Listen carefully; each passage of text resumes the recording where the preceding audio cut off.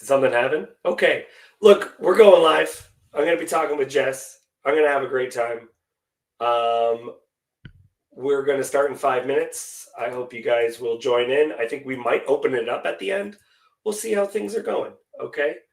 So yeah, I'll see you guys in 5 minutes, and you're going to enjoy this conversation. We're going to talk about chaos and tragedy and life as a comedy. Okay.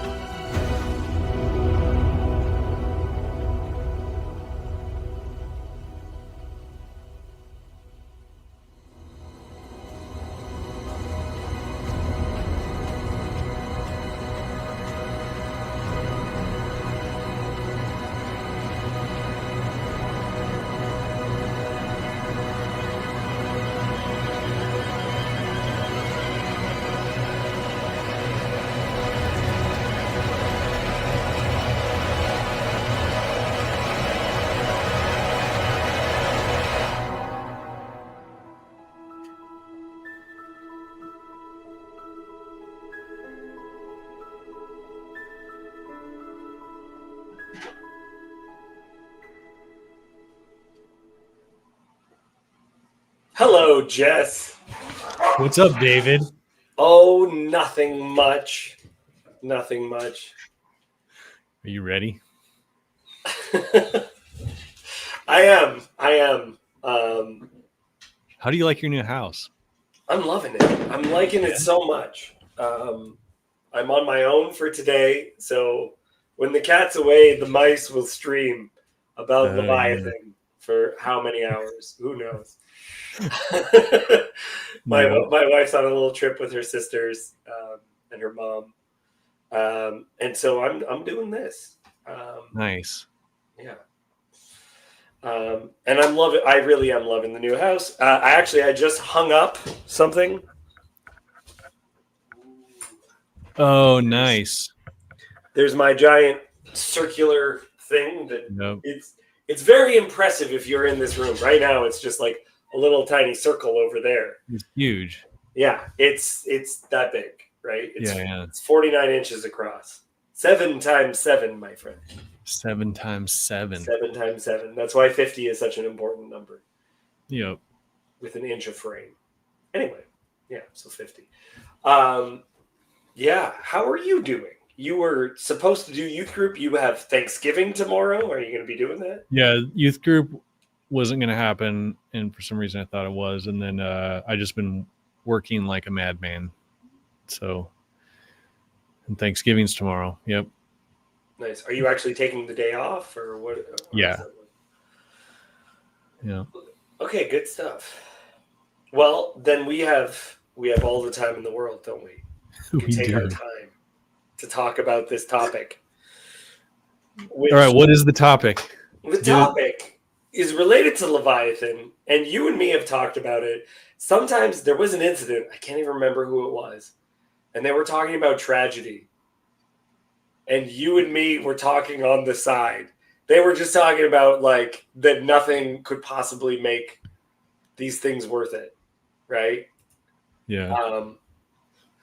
And what we got to was we said, I don't have the heart to tell this guy that I think life is a comedy, that it is a comedy, and that some parts are hilarious that we think of other tragedies, and it's like horrible to say. And we went through a series of metaphors related to it, and one of the things which changed after we talked about it, I changed my YouTube handle.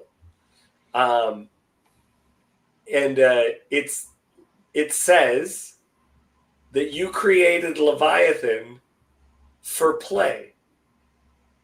Or that's for Psalm 104, right? Yeah, or for sport. Like it gives an idea, and everyone in the space knows what Leviathan is now. That it's not like, oh, you created whales because they're fun. Right? Though it's interesting because sea mammals do playful things, right? Like they jump out for no reason. They do seem to have a little bit of fun. Yeah, just jumping out of the water, breaching, and all that good fun. But if we know that Leviathan is actually referring to the 7-headed chaos dragon, which we know each other well enough, we can just jump to that. Chaos dragons, right? The dragon of chaos, the thing that might be Satan itself, which creates all the issues in the world, God created as a joke. It's fun. Yep. It's a little joke. And I wanted to actually do a stream on it to actually talk about all these elements. Grimm says Leviathan was his name in the vampire cult. What vampire cult was he involved in?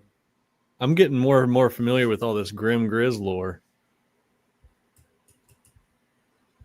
So Lotan, which is related to Leviathan, is 7-headed, and that, if you ask me, in the New Testament, so we get different references. One of which says you crushed. This is in the Psalms. You crushed the heads, plural, of Leviathan. So Leviathan apparently has more than one head. And in the New Testament, the beast and the dragon, if you ask me, the beast is Behemoth, and the dragon coming out of the water is Leviathan, and it has 7 heads. But apparently in Job, Leviathan only has 1 head because they only because it talks about like, can you pull in Leviathan with a fish hook or tie down its tongue with a rope? It's not saying tongues or Right. There seems to be. It's like a dragon. It's like saying, "Could you tie down the dragon?" There's different looks to the dragon, and sometimes within Judaism it becomes one thing instead of multiple things. Yeah, and also because we had this conversation. I love that you weep, but I also make jokes about it. Yeah. Right? And like, yes. and there's this weird. I wanted to talk about just what that experience is. A lot of because of Nick, who is here. Where's Nick? Yeah, he oftentimes does a Chesterton quote that says that Jesus wasn't funny, and I just disagree so strongly.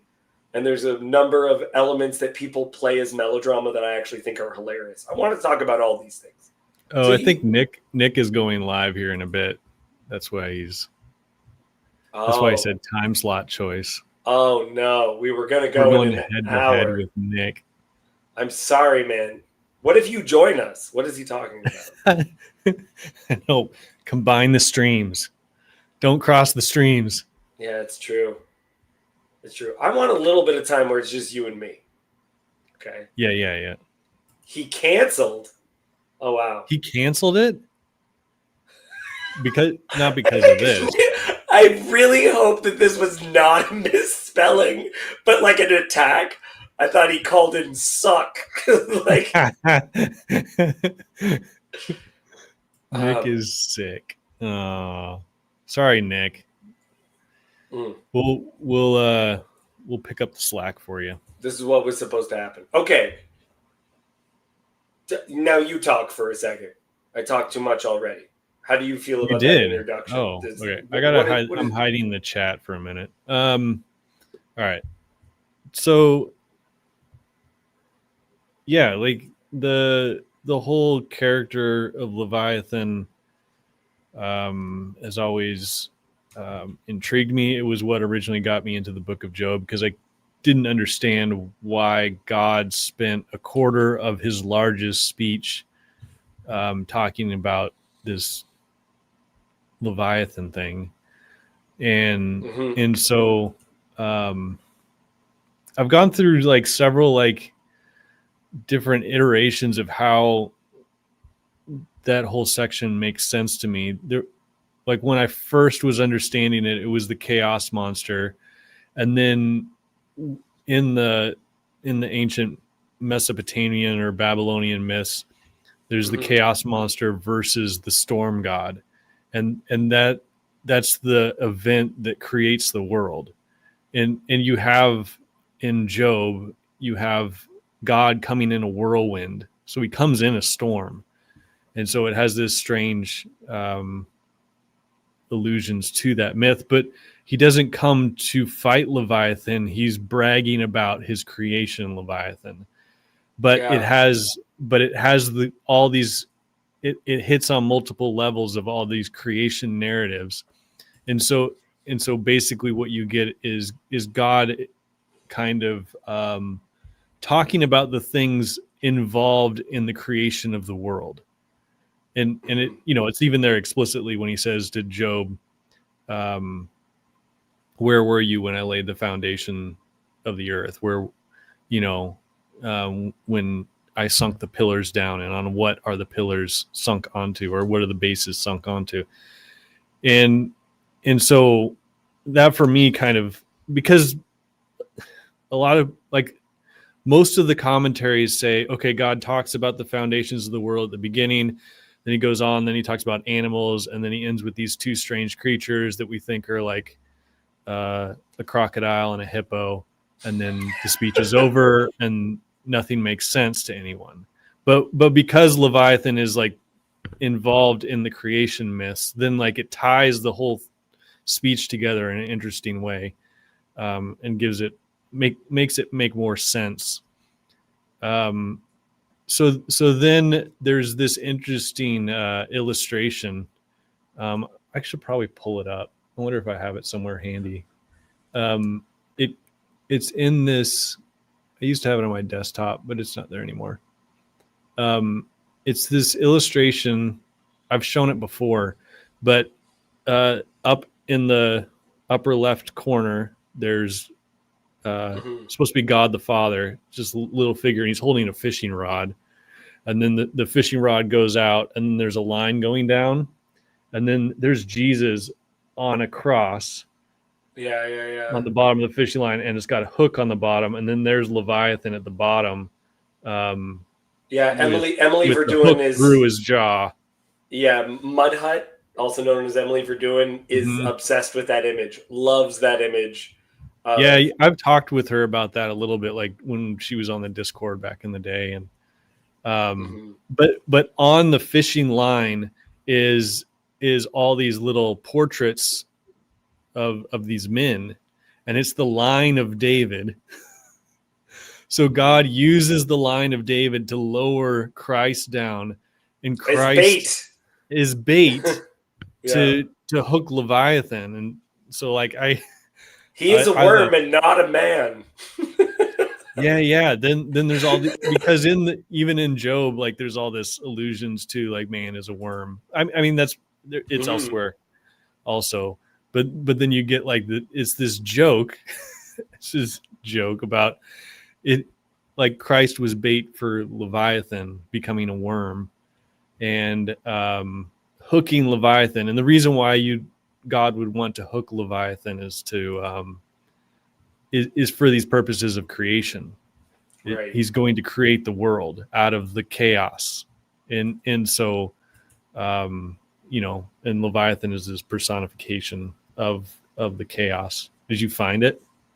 This is Emily Verduin's image, where she now has worked in, if you can see in the tongue of Leviathan, there is a fish hook that has a cross as part of it.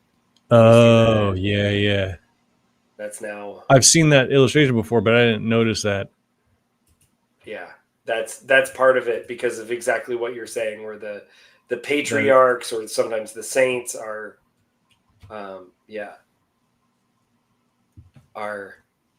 fishing for Leviathan. Very cool. So, but then, so that's going through my mind, and then I was looking at the other places where Leviathan's mentioned, and it's in Psalm 104.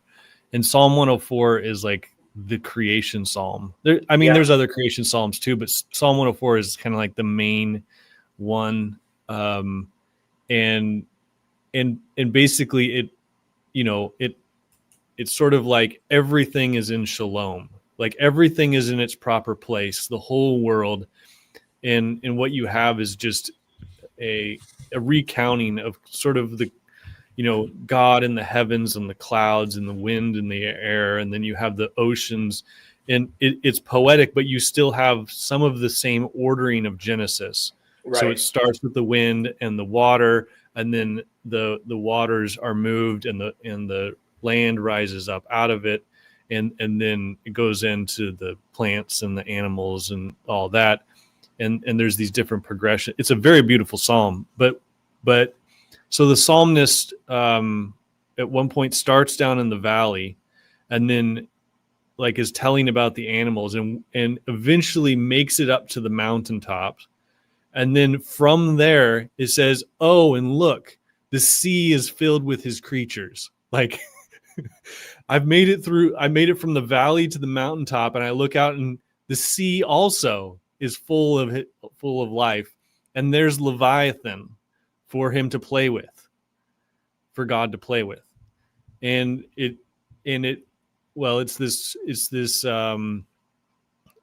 for those of us who only hear the message about how God's going to crush Leviathan, like it says in Isaiah and in Psalm 74, then this is like shocking. Like, why all of a sudden there's this playful image, this picture of Shalom that still includes Leviathan.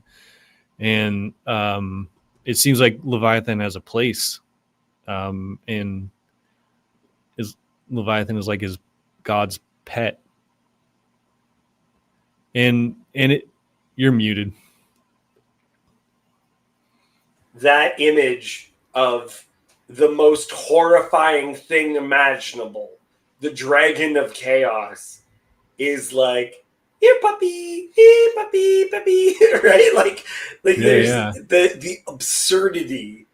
I do think the Bible is oftentimes funny, and it's oftentimes funny in absurd ways. And that's part of why I wanted Donnie to be here. Donnie was originally going to be here and had to rain check. So we're gonna have this conversation a second time with a more Donnie-centered conversation. And the Donnie-centered conversation is he thinks the Torah is a comedy. And I'm like, how's the Torah? Like the ending of the Torah is, and the man who spent all this time to get to the promised land now dies on the other side of it. You just go, what? How's this right? How's this your idea of a comedy, right? Right. Yeah. And I started thinking about this too, because I sent to you, I really love the movie A Serious Man.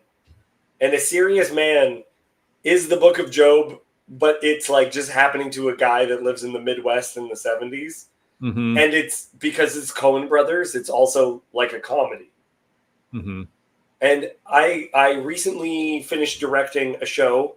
It was Shakespeare's Twelfth Night. And it opens with one of the most famous monologues. It opens with the most famous monologue in the show, right? Where a character says, if music be the food of love, play on. Right? And it's this thing, and it's always done one particular way. And I had a completely different take. And there's two characters that are very sad at the beginning of that show, right? And they're like in perpetual mourning. And one of my ideas that I had to talk to someone, I couldn't find a production that did it the way I wanted to, is I said, what if we're actually laughing at them? What if we do this, like, do it as though it's sad, but turn it up until it's like ridiculous and we're laughing at them, not with them. Yeah. Right. And we're not waiting for them to be having a good time for us to have a good time.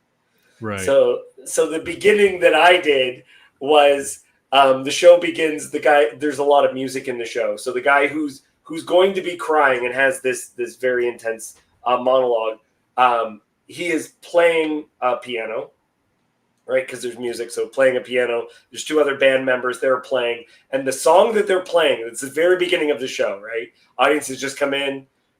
It's Shakespeare, so a bunch of them don't know what they're in for.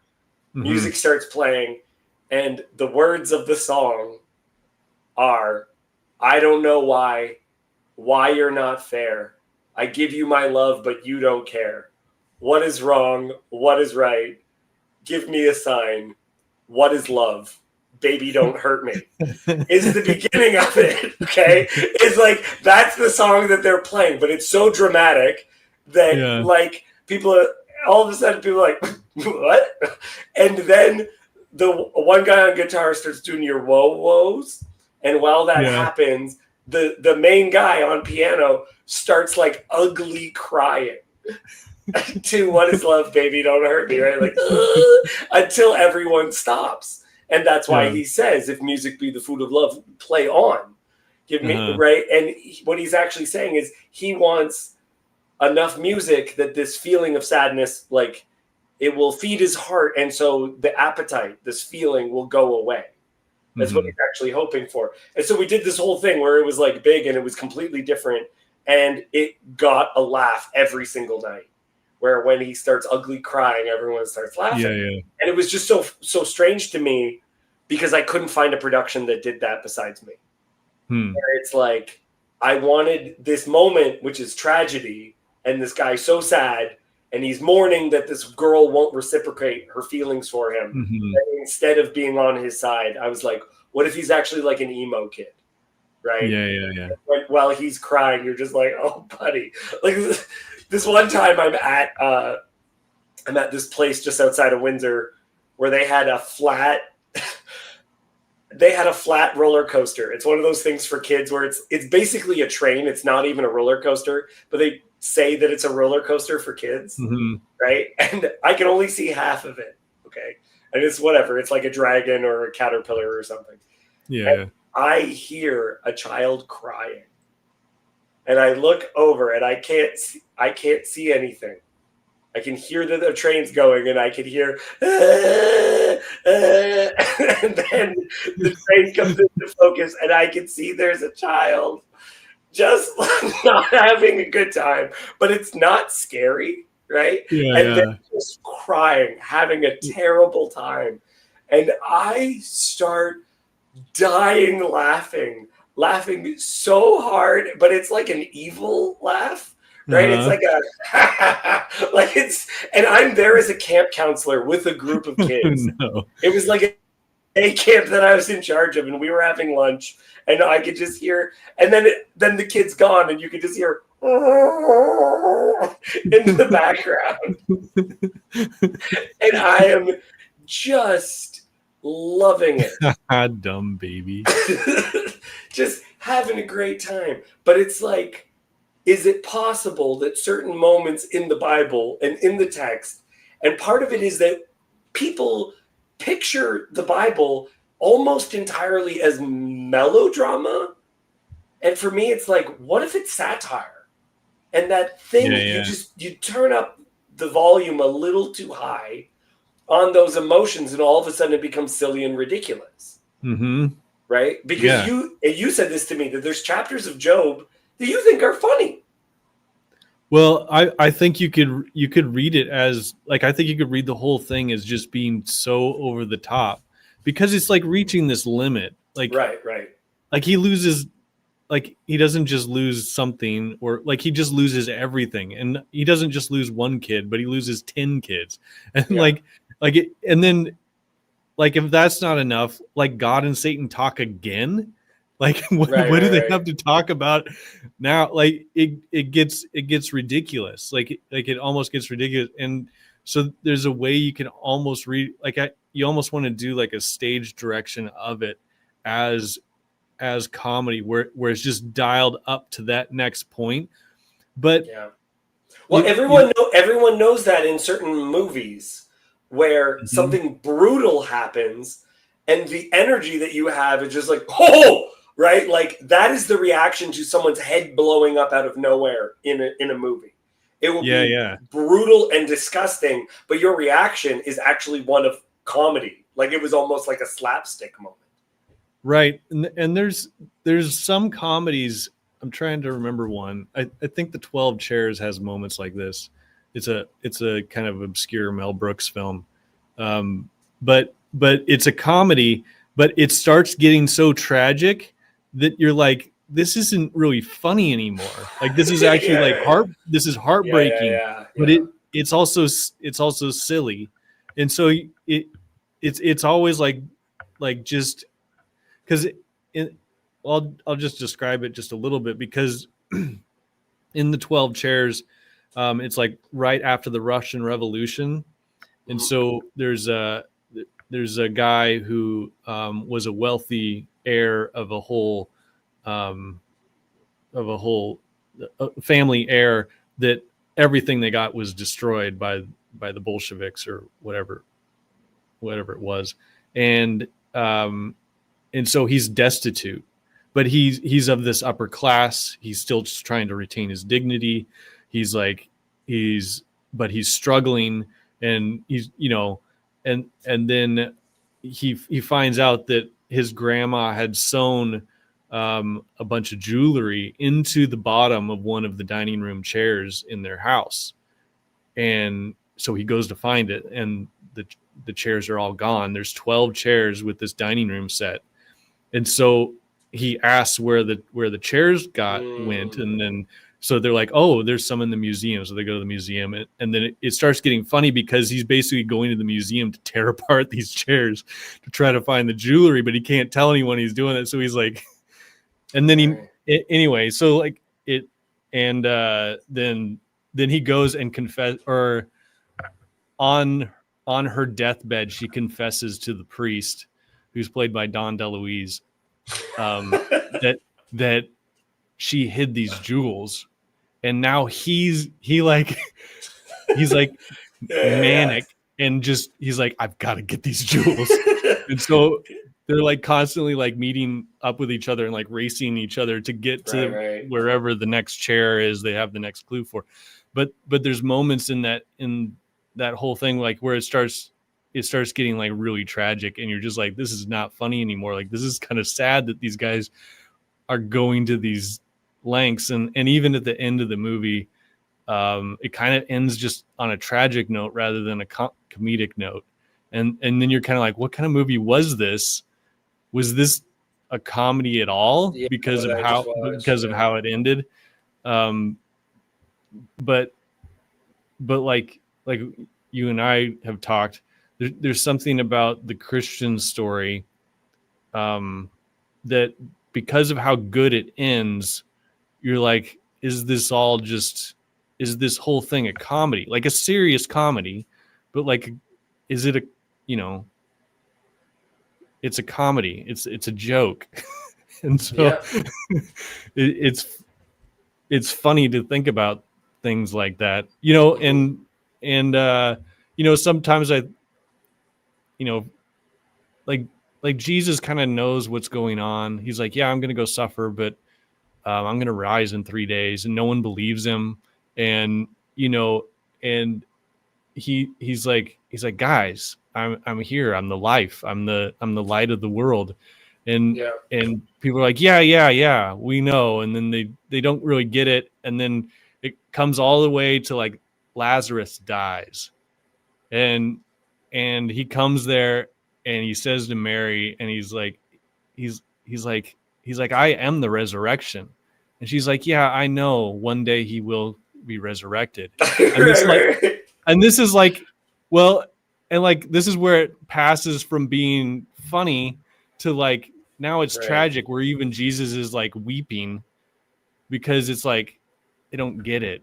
They don't understand. Like, and so many moments like that too. Because someone asked me once, as a like when I was helping out with a youth group, what Jesus was writing in the sand, and I'm like, I think he's just being a dick, right? Like, and she had someone gave her this passage of scripture that spoke of like someone writing the sins in the sand and all this other stuff. What do you think he was doing? Well, so they think, oh, he's writing the sins in the sand because there's this one passage, their names or something, in Jeremiah or something like that, or like that he's writing out the 10 Commandments, or like, or whatever. And 15. So good. No, it was that 8008. What is it? Yeah, 7. Anyway, boobless. Yeah, we did. Yeah. But I said, no, I think it's just funny. Right? I think it's really funny if these guys are talking to him very seriously and he isn't listening to them while they're talking. Instead, he's doodling. He just draws something, and then he looks up and just says, oh, he says, again, it's read as melodrama. Did no one stay to condemn you? Then neither do I. Right? Mm-hmm. Oh, right? Like this kind of thing. But to me, it's just this guy who's not even looking at them, just be like, oh, did You're none still of them here? Yeah. Right? It's kind of silly. It's kind of funny, right? And then after that, I started seeing Jesus being sarcastic and funny, right? Where he would do things and I would be like, yeah, do you not understand the meaning of this parable? How then will you understand the meaning of any parable? Mm-hmm. Right? Like, how does that function in the text? Right? Yeah. Or like, I made you laugh just saying a Jesus line the other day, which was, We are Abraham's offspring. No, you're not. You're the son of your father, the devil. Right? It's just like, what? Like, I know, right? smacked, right? Just let it, yeah. You can see it. And one of these came forward too, where someone was reading a passage, and I had only heard the passage ever read very seriously. And this guy just was like, just this huge dude. He was in his 50s, but he was like in such good shape. And he read it sarcastically. And it was so funny. This is from Isaiah. Okay.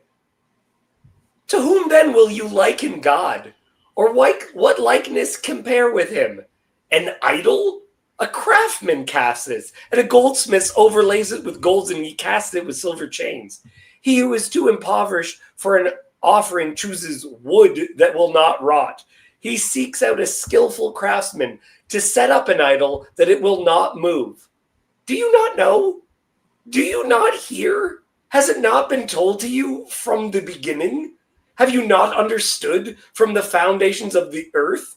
It is he who sits above the circle of the earth, and its inhabitants are like grasshoppers, who stretches out the heavens like it's a curtain and spreads them like a tent to dwell in, who brings princes to nothing and makes the rulers of the earth as emptiness.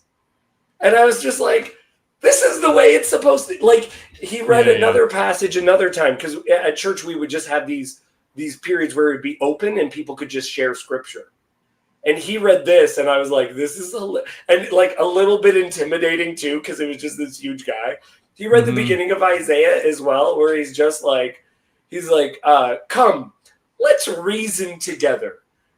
And it's like, the way that he did it was like, okay, so this is what we'll do. You did what was wrong, and I will forgive you. How about that? How about that? Yeah. How about that, right?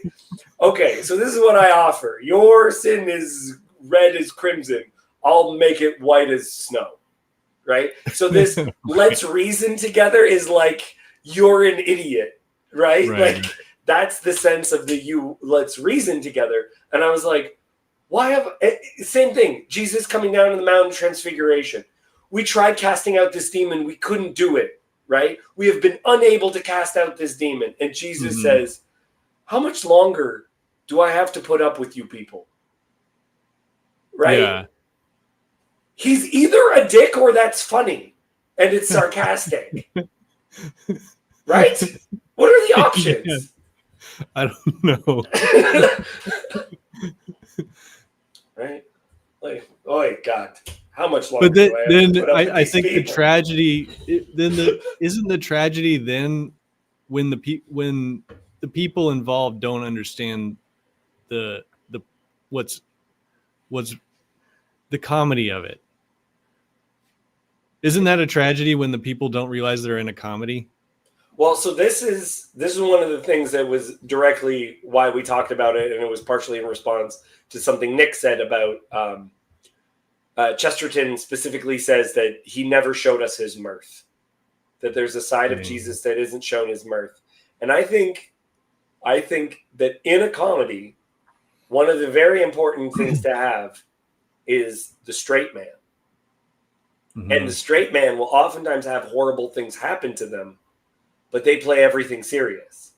And so the comedy is actually something they participate in by being above it, right? By being over it all, right? That he has, for the joy set before him, he endured the cross, right? Like, and so I even wondered about an image. I think it might be a bad idea, and I don't know if it's true, but do you know the icon of the bridegroom? Do you know that one? Where it's Jesus. I mean, maybe. You probably have seen it. It's a really famous one. It's here. I got it. Share this instead. So it's Yeah, he's It's like Jesus in the robe and all this stuff. And I want one where he's smirking. where he's smirking. Where he's smirking. Are there any Like, icons yeah, of Jesus smiling? they try not. That's the thing about the Yeah, Orthodox icons is they try not to put any emotion on anyone's face.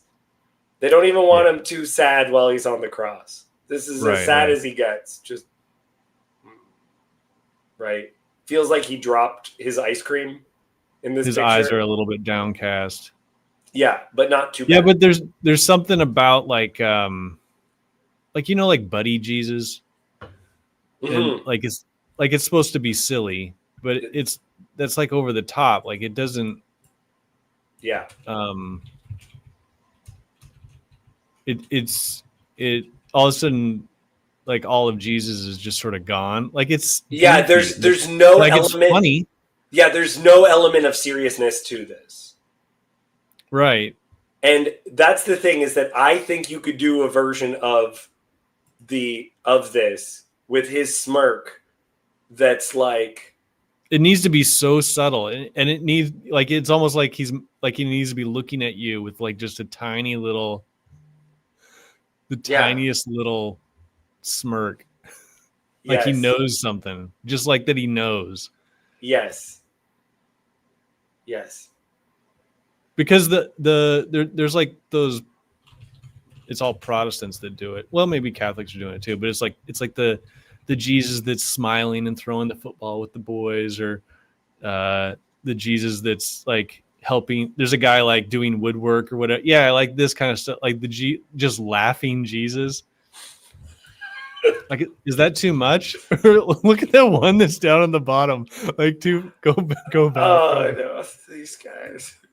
Which was at the Yeah, bottom. that one like down like two from the left. This guy. This is what you're No, talking no, about. no. The one that's like he's got the little red sash on the white shirt.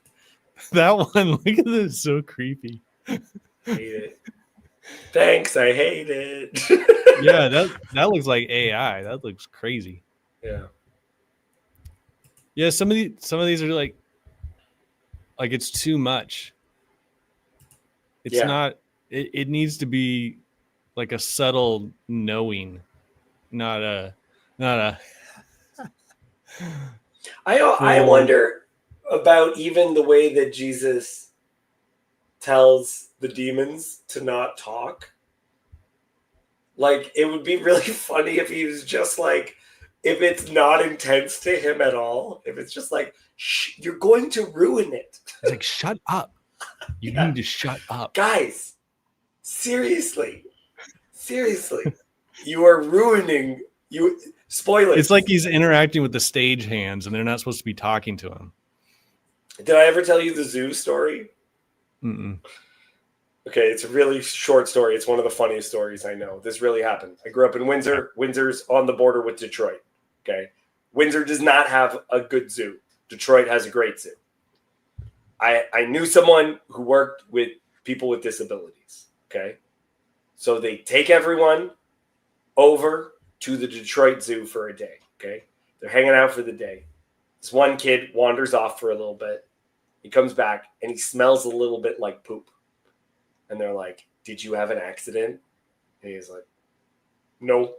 And they're like, "Are you sure?" He's like, "Yes." And then they get on the bus. They drive back to Windsor. And when they're on the Windsor side, they look inside this kid's backpack. And there, in his backpack, is a baby penguin. He stole a penguin. Yes, it had this area where it was just like glass up to here, and it was just open because the penguins can't get out. Yeah. And he just walked up and just scooped it up up a penguin and put it in his backpack. Oh no. And they called the zoo, and the zoo is like, "Do not alert the media. We will send someone immediately." Do not alert the. Because first off, this is so illegal, right? You crossed a border with an exotic animal. Right. Right? And they don't want this on the news. They're going to have to close down. They blah, blah, blah, like all of the problems that this is going to, I don't even think they reported it. I think the zoo showed up, grabbed this thing, came back, right?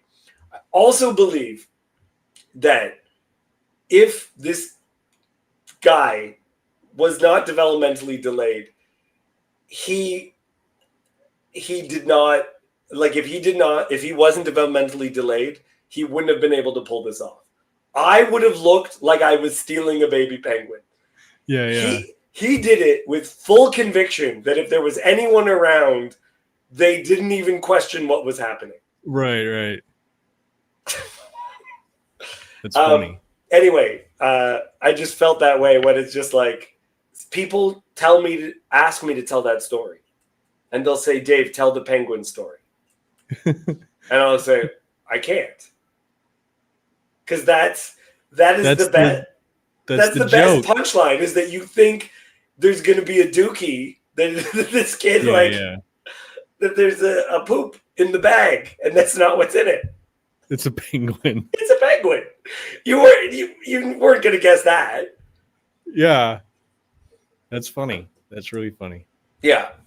But there's like the twist in the story and everything else is you can't say, you're the son of God. It's just like, shut up. This is like spoilers. This is a big reveal.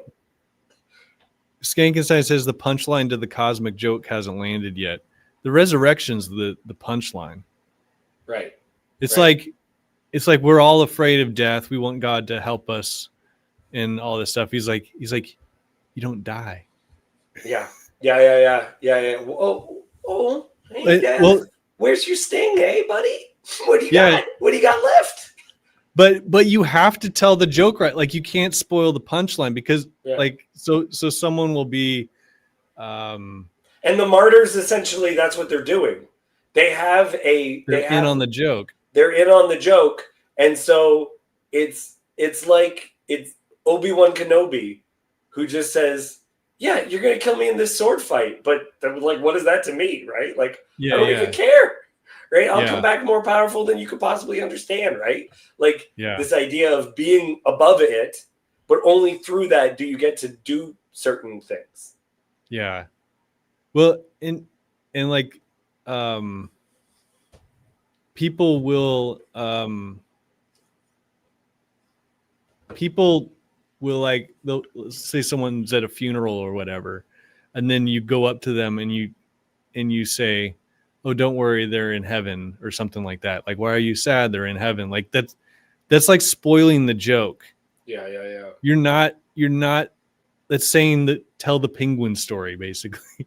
Mm-hmm. Like you can't do that. Like you have to allow for mourning in order to get the punchline in the end. And that's I mean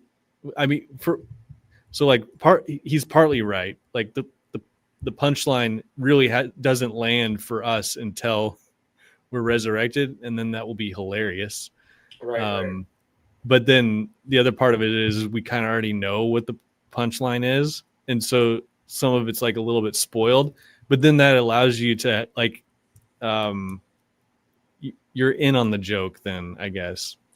Can I tell you a joke right now? Can I tell you a joke that I really like? Okay, so this kid walks up to his grandpa and says, "Grandpa, tell me a story." Okay, back in 1933, I was on an African lion safari, right? But we didn't see no lions. Then at the end of the day, I get out of the car to take a piss, and this lion jumps out at me and goes, "Ah!" And I shit my pants.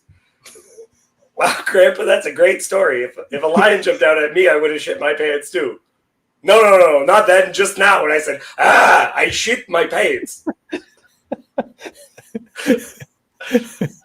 Okay.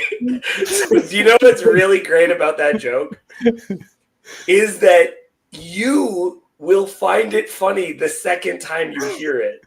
If you heard me tell someone else that joke, you know that the first time I do it, the guy is just, right? Like, just right away. No break in between, right? Like, there's like a silly twist or whatever. It's one of my favorite jokes. But like, so if we see it all as this huge setup to this massive joke, this big thing, right? And then it all kind of, it's part of it is saying everything gets redeemed, right? And like, I see some of this as well in the book of Job, in the book of Jonah. If you're just reading it and then a giant fish swallows them at the end of a chapter, like my Bible study laughed. And then after his beautiful prayer, the fish throws up, vomited him out. My Bible study laughed a second time. And then Katie, my wife, knew how to read. I told her, like, you gotta read it like it's a joke. And everyone laughed at the end of the book of Jonah as well. Do you know what the last chapter of Jonah, how it ends? But I'll let you read it. Because the whole of Jonah is a comedy. It's because everyone obeys God except for Jonah, the prophet. Okay. And everyone's happy about it except for Jonah, the prophet. When the sun rose, God appointed a scorching east wind, and the sun beat down on the head of Jonah so that he was faint. And he asked that he might die. And he said, "It is better for me to die than to live." But God said to Jonah, "Do you well to be angry for the plant?" And he said, "Yes, I do well to be angry enough to die." And the Lord said, "You pity the plant for which you did not labor, nor did you make it grow, which came into being in a night and perished in a night. And should not I pity Nineveh, that great city in which there are more than 120,000 persons who do not know their right hand from their left, and also cows?"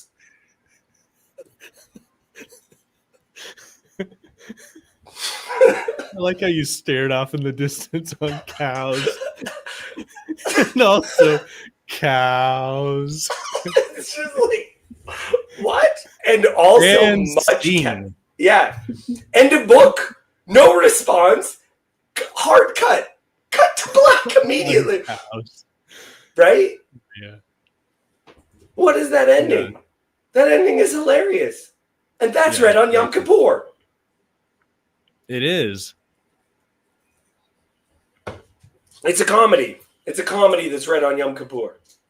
Yeah.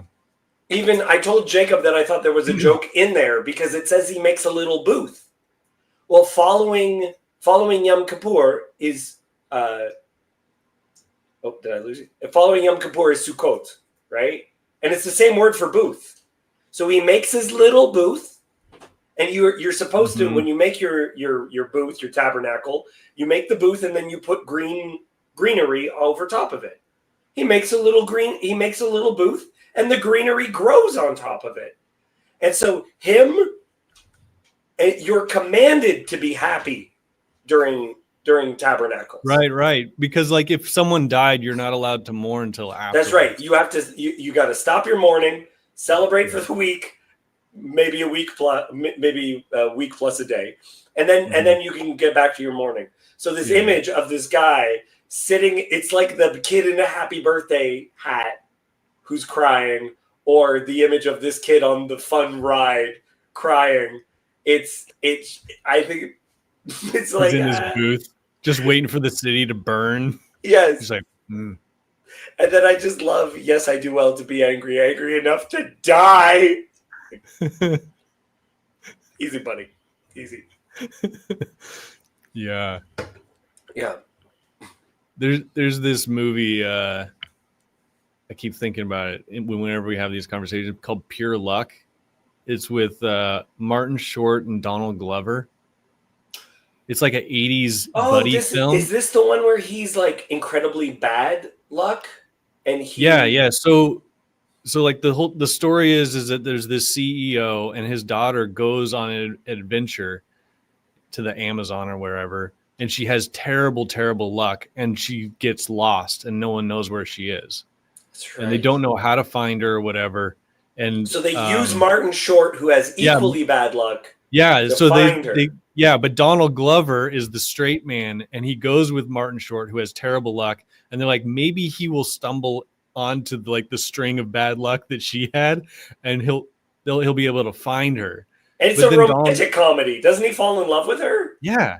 But Donald Glover just gets beat up the whole film, and he's just trying to manage things, and Martin Short is also I forget, he gets stung by a bunch of bees, and then he's allergic, and he swells up, and it's when he gets into a car, he thinks it's a nail. It's one of the only moments of this movie I remember is he goes, oh, I think there might be a loose nail or something, and then he just they inflate him into it. Yeah. But there's something you have the straight guy, and then also it just gets so ridiculous, but it ends so kind of beautifully. They're at this beautiful jungle hospital, overlooking the forest, and they're in their hospital gowns, and they just the Martin Short character, and then he meets the CEO's daughter there at the hospital because of her string of bad luck landed her there, and they just meet on this balcony, and they just fall in love, and just this is it all you're sort of left with is this bad luck even it seems this is all good luck, so all these bad things that happen. There's a scene in 12th Night in the same play that I was talking about before where a character gets it's basically She's the Man. It is She's the Man. If you've seen that, that's what She's the Man's based on. I haven't seen it. Okay. So this girl goes undercover as a guy. Okay. And she ends up working for this Duke, and the Duke is in love with this girl that doesn't reciprocate his feelings. And he says, hey, you know what? This girl undercover as a guy, you have very soft, feminine features. I bet my love letters will come across much nicer coming from you. So but she immediately falls in love with him, right? So now she has to deliver these. And she's reading them or something. Well, yeah. So So she has to go give these messages of love from the guy that she's in love with to the girl that and does not reciprocate.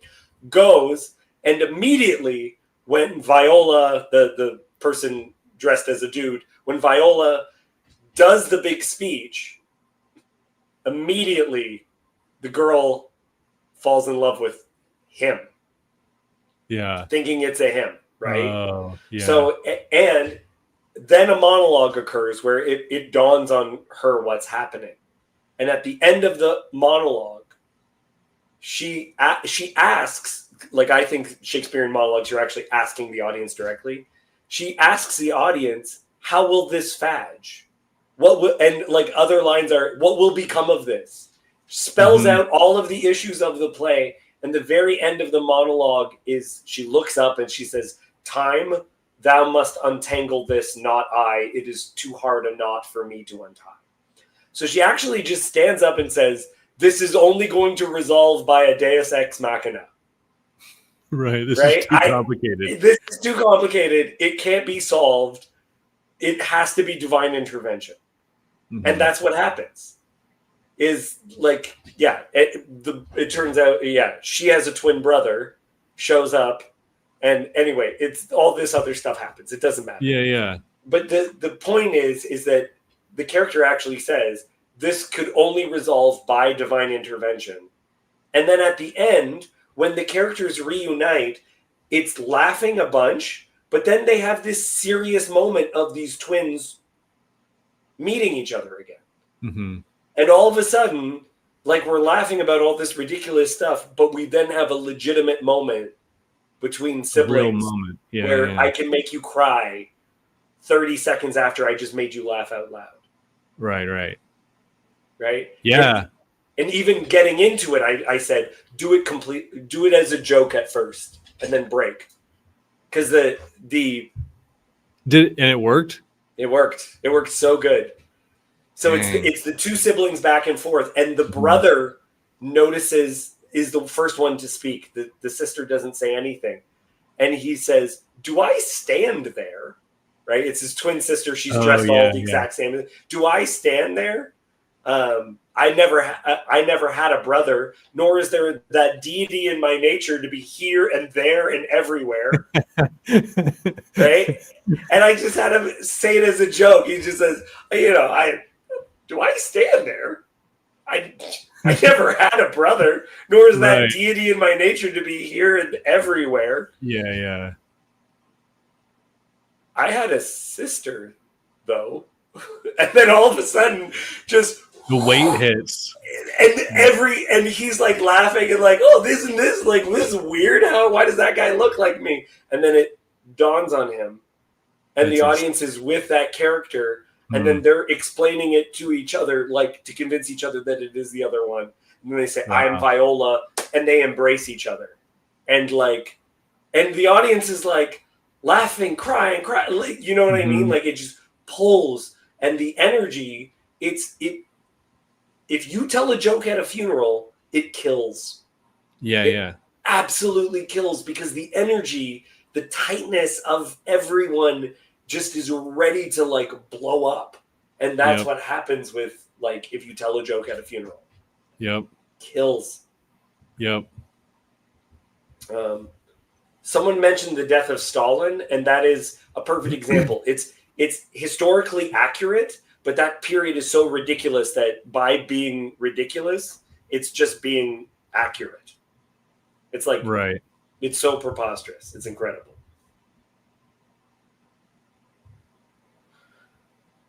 Sorry, can I get you to respond to what I went on for far too long, and I want. No, no. Like I feel like our, we reached a good point. Um I was just like um kind of letting some thoughts settle. I um yeah, you know, I seem to like those things that sort of border on, the tragic and the comic both Mhm. together. And then I prefer the comedy rather than the tragedy. Um, like at the end of 12 Chairs, he like at the beginning of the movie, the note the what's the word for a wealthy upper class Russian? Oh, like the bourgeoisie. Yeah, the bourgeois or what, I forget. There's another term I'm trying to. Anyway, the wealthy or the formerly wealthy guy, now destitute guy, meets uh, this guy who basically is a con man who lives on the streets, but he plays the part of like someone very um, well spoken, you know, whatever. But the kulaks, wasn't it? But Anyway, okay, keep going. anyway, they partner up. So this guy's always kind of doing shady stuff, and he's street smart. He kind of knows like I need. He knows when to beg. He's not above begging. He'll do it. He'll even like lie and cheat and steal. And this guy's like why would I do that? I will never do that. I'm no. And so at one point they need some money for, I forget what it was, a train ticket or something. And so the guy's like, you're going to pretend like you have epilepsy, and I'm going to get these people to throw money at us. Like this is like halfway through the movie, and he's like no, and the guy like literally like takes him and like throws him to the ground, and he's like laying there, and the guy calls out, he goes, epilepsy, epilepsy, this, and so he's like laying there on the ground, and he's already started yelling, and so he starts shaking on the ground like pretending like he has epilepsy. Mhm. And sure enough, everyone feels sorry for him, so they start throwing rubles at him, and they gather up the money and they get the money or whatever. So the movie ends with they go to find the last chair that has the jewels, and they're like, it's got to be here, and it's at this new union hall that was built for the railroad union employees, or what, union members. And so they go in there and they find the chair, and they've already torn apart all 11 chairs. So this is the last chair. So they go in there and they rip it up, and there's nothing. And then like one of the train guys comes in and was like, "What are you doing?"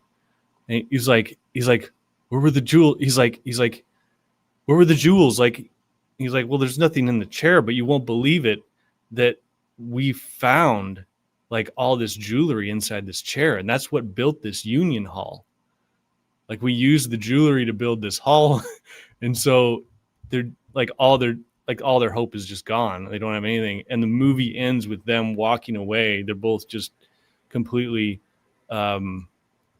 hopeless. And the old man falls to the ground and pretends like he has epilepsy. And the young con artist is like just staring at him like, and then just starts calling out, "Epilepsy, epilepsy." And then people are throwing rubles at him, and that's how the movie ends. And you're just like, holy crap. This is like at the end, you almost like, you just want to cry, because you're just like, this is too sad. Joseph commenting here, this combination of stuff, we were talking about it before as well, that the child of promise, Yitzhak, means laughter. It's like the rescue mission is itself a prank, right? I will make you a great nation, and then you don't even have one kid, and then you have one kid, you can just name him Hilarious. Yeah, you picked an old guy, and you just go, "Yes, I have picked these two elderly people to be the start of a new nation. And your first child shall be called Hilarious." What? What is happening? Yeah. Right? Like, yeah. Like, it's so silly, right? The silliness, and like, just to be in on it. Our God, Jess, is a construction worker named Josh. That's part of what we're here by. You know what I mean? Mm-hmm. It's what we're on board for. There's a ridiculousness that we see, and I get this at the end of Genesis. Like, now Joseph's saying this too, right? Like, it's essentially Joseph is pranking his brothers. Like, it's a test, but you kind of get a little sense of... Yeah, it borders on the tragic too, because he's pranking them, but then Judah actually does the selfless thing for his brother Benjamin. Yeah. And that breaks Joseph. There's a part in it that gets me every single time, which is, did I know Reuben, in the middle of everything happening, turns to his brothers and say, "Did I not say..." What is it? I gotta pull it up. Yeah, look it up. It's one of my favorite passages.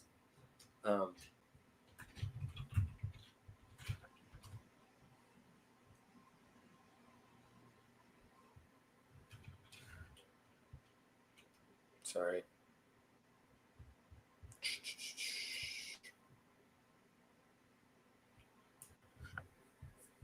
At some point, I'm going to open this up if that's all right with you. No, that's great. I'm here for it. Yeah. Yeah.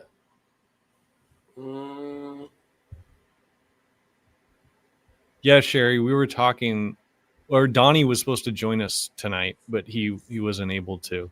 But we're going to try to talk again with him. Yeah.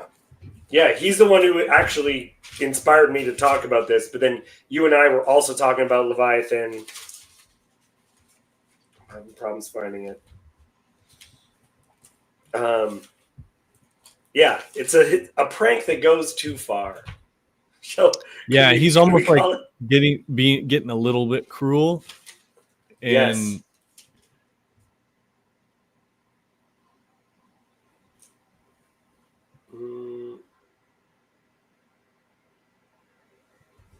It's Reuben identifies it as divine justice. And Reuben is this after they find the the cup and stuff in their bag. Oh, no, I have to find it so bad. I have to find exactly this.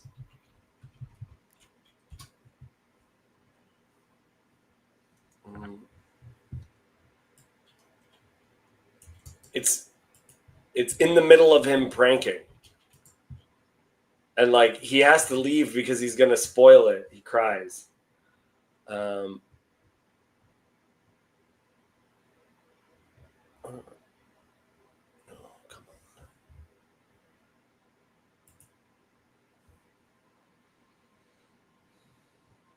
Okay.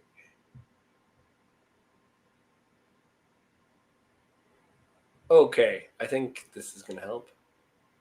Is it 42? Genesis 42? Yeah. This is the bit. Yeah, it's the end of I found 42. it.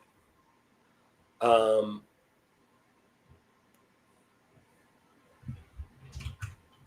I just had it.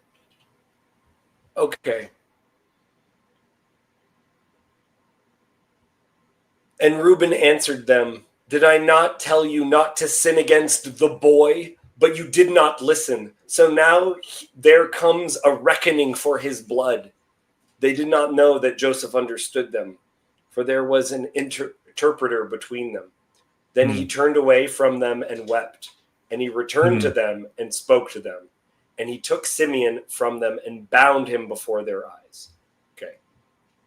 But it's when everything is happening that it just gets to me every time it's read, is Reuben just gets up and just points at his brothers and says, "Did I not tell you not to sin against the boy?" Mm-hmm. Just the boy.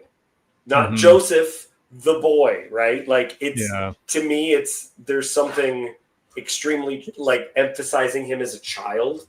They still remember him as a boy. As a boy. Yeah. Yes.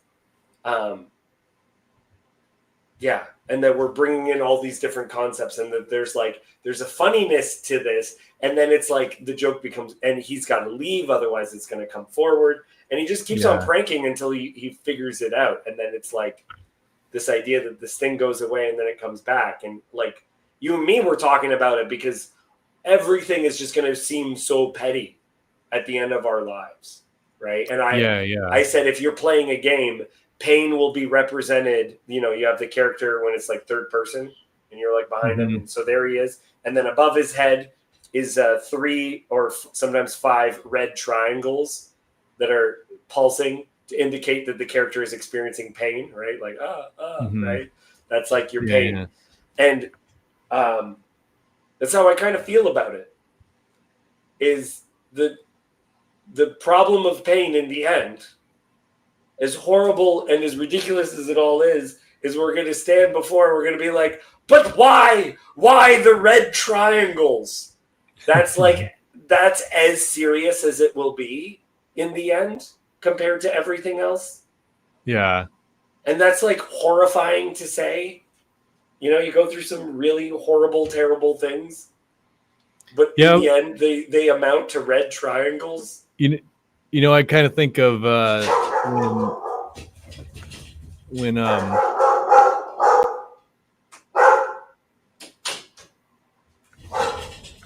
I think of when is it in Brothers Karamazov, where is it? I forget the name of the brothers, but the one tells the story of the girl who is thrown out into the cold and perishes, and he says all of creation isn't worth that suffering. Yeah, that's Ivan. Yeah, Ivan. Ivan. Or, and you know, like I was thinking about that, and I think the answer has to be something like God's going to personally like meet with everyone about whatever objections they have about existence. Like there's this scene in Narnia where after, I think it's Edmund or Aslan may have met, like there's some scene where one of the children, I think Aslan and Edmund go off, and Edmund had Yeah, they have to had have their lied special talk. and Yeah. caused all sorts of problems because he was meeting with the witch, and Aslan goes and they go and talk, and basically the other children just see them talking in the distance, and then they walk back, and I forget what Aslan says, but alludes to like everything's all right now, and they're like, what did you guys talk about? He's like, it's none of your business. Yeah. Yeah, and I think, you know, when it comes down to it, I think we'll be able to go to anyone who has suffered anything in the end, and you know, ask them if God made everything all right, and they'll say yeah, everything. And so no one will have like you can't be angry at God for another, and so then you have to be angry at God for whatever you're angry at God about, and then He'll sort that out with you, and that's the I think God will make up everything to everyone, like everything, and so, you know, like, and that means horrible stuff, and I don't know how it gets sorted out, and I don't know what the thing is, but that I think in the end that's how it's got to be, and you won't be able to be angry for someone else. You'll just have to bring your own stuff, Yeah. and something like that. I don't know. I don't know if this is just my pastor brain connecting things that aren't supposed to be connected, or if this is just the perfect way to wrap things up before we open it up to everyone else. Yeah. Which is in Ontario, in the Greater Toronto area, which is where I live. When people think of Leviathan, what they think of when they think of Leviathan is it's the name of one of the I think it's one of the largest roller coasters in North America. And so thinking of it as one of the largest roller coasters in North America, and that it's fun for people, and connecting it with that little girl crying on the roller coaster. Mm-hmm. What if partway through the roller coaster they start having a good time? Because it's horrifying. And what if you identified that as a traumatic, awful experience, and you said nothing could possibly justify how terrifying that is? It's like, well, what if it's also fun? What if in the end we actually say that it was a lot of fun? Yeah, I think so. Yeah, it's like nuts. But the nothing will but make that. But you can't say that to someone. Like, that's the most heartless thing to say. Right. You can't say it while you're in the middle of it. You can't. Yeah, but it's the thing to know for yourself beyond something. And there was like a moment in my life one time. It's when I was going through like the worst breakup of my life, and God kind of gave me two options. And there were two options in front of me. Is that one was I continued pursuing this person that was not reciprocating until it was, because what I thought, and this is what I ended up doing. So one was I give up, I move on, I try to move on. Number two is I keep pursuing for like a couple more months. But in this one, it becomes very, very clear that I did everything that I could. Because I had no belief that it was going to work out.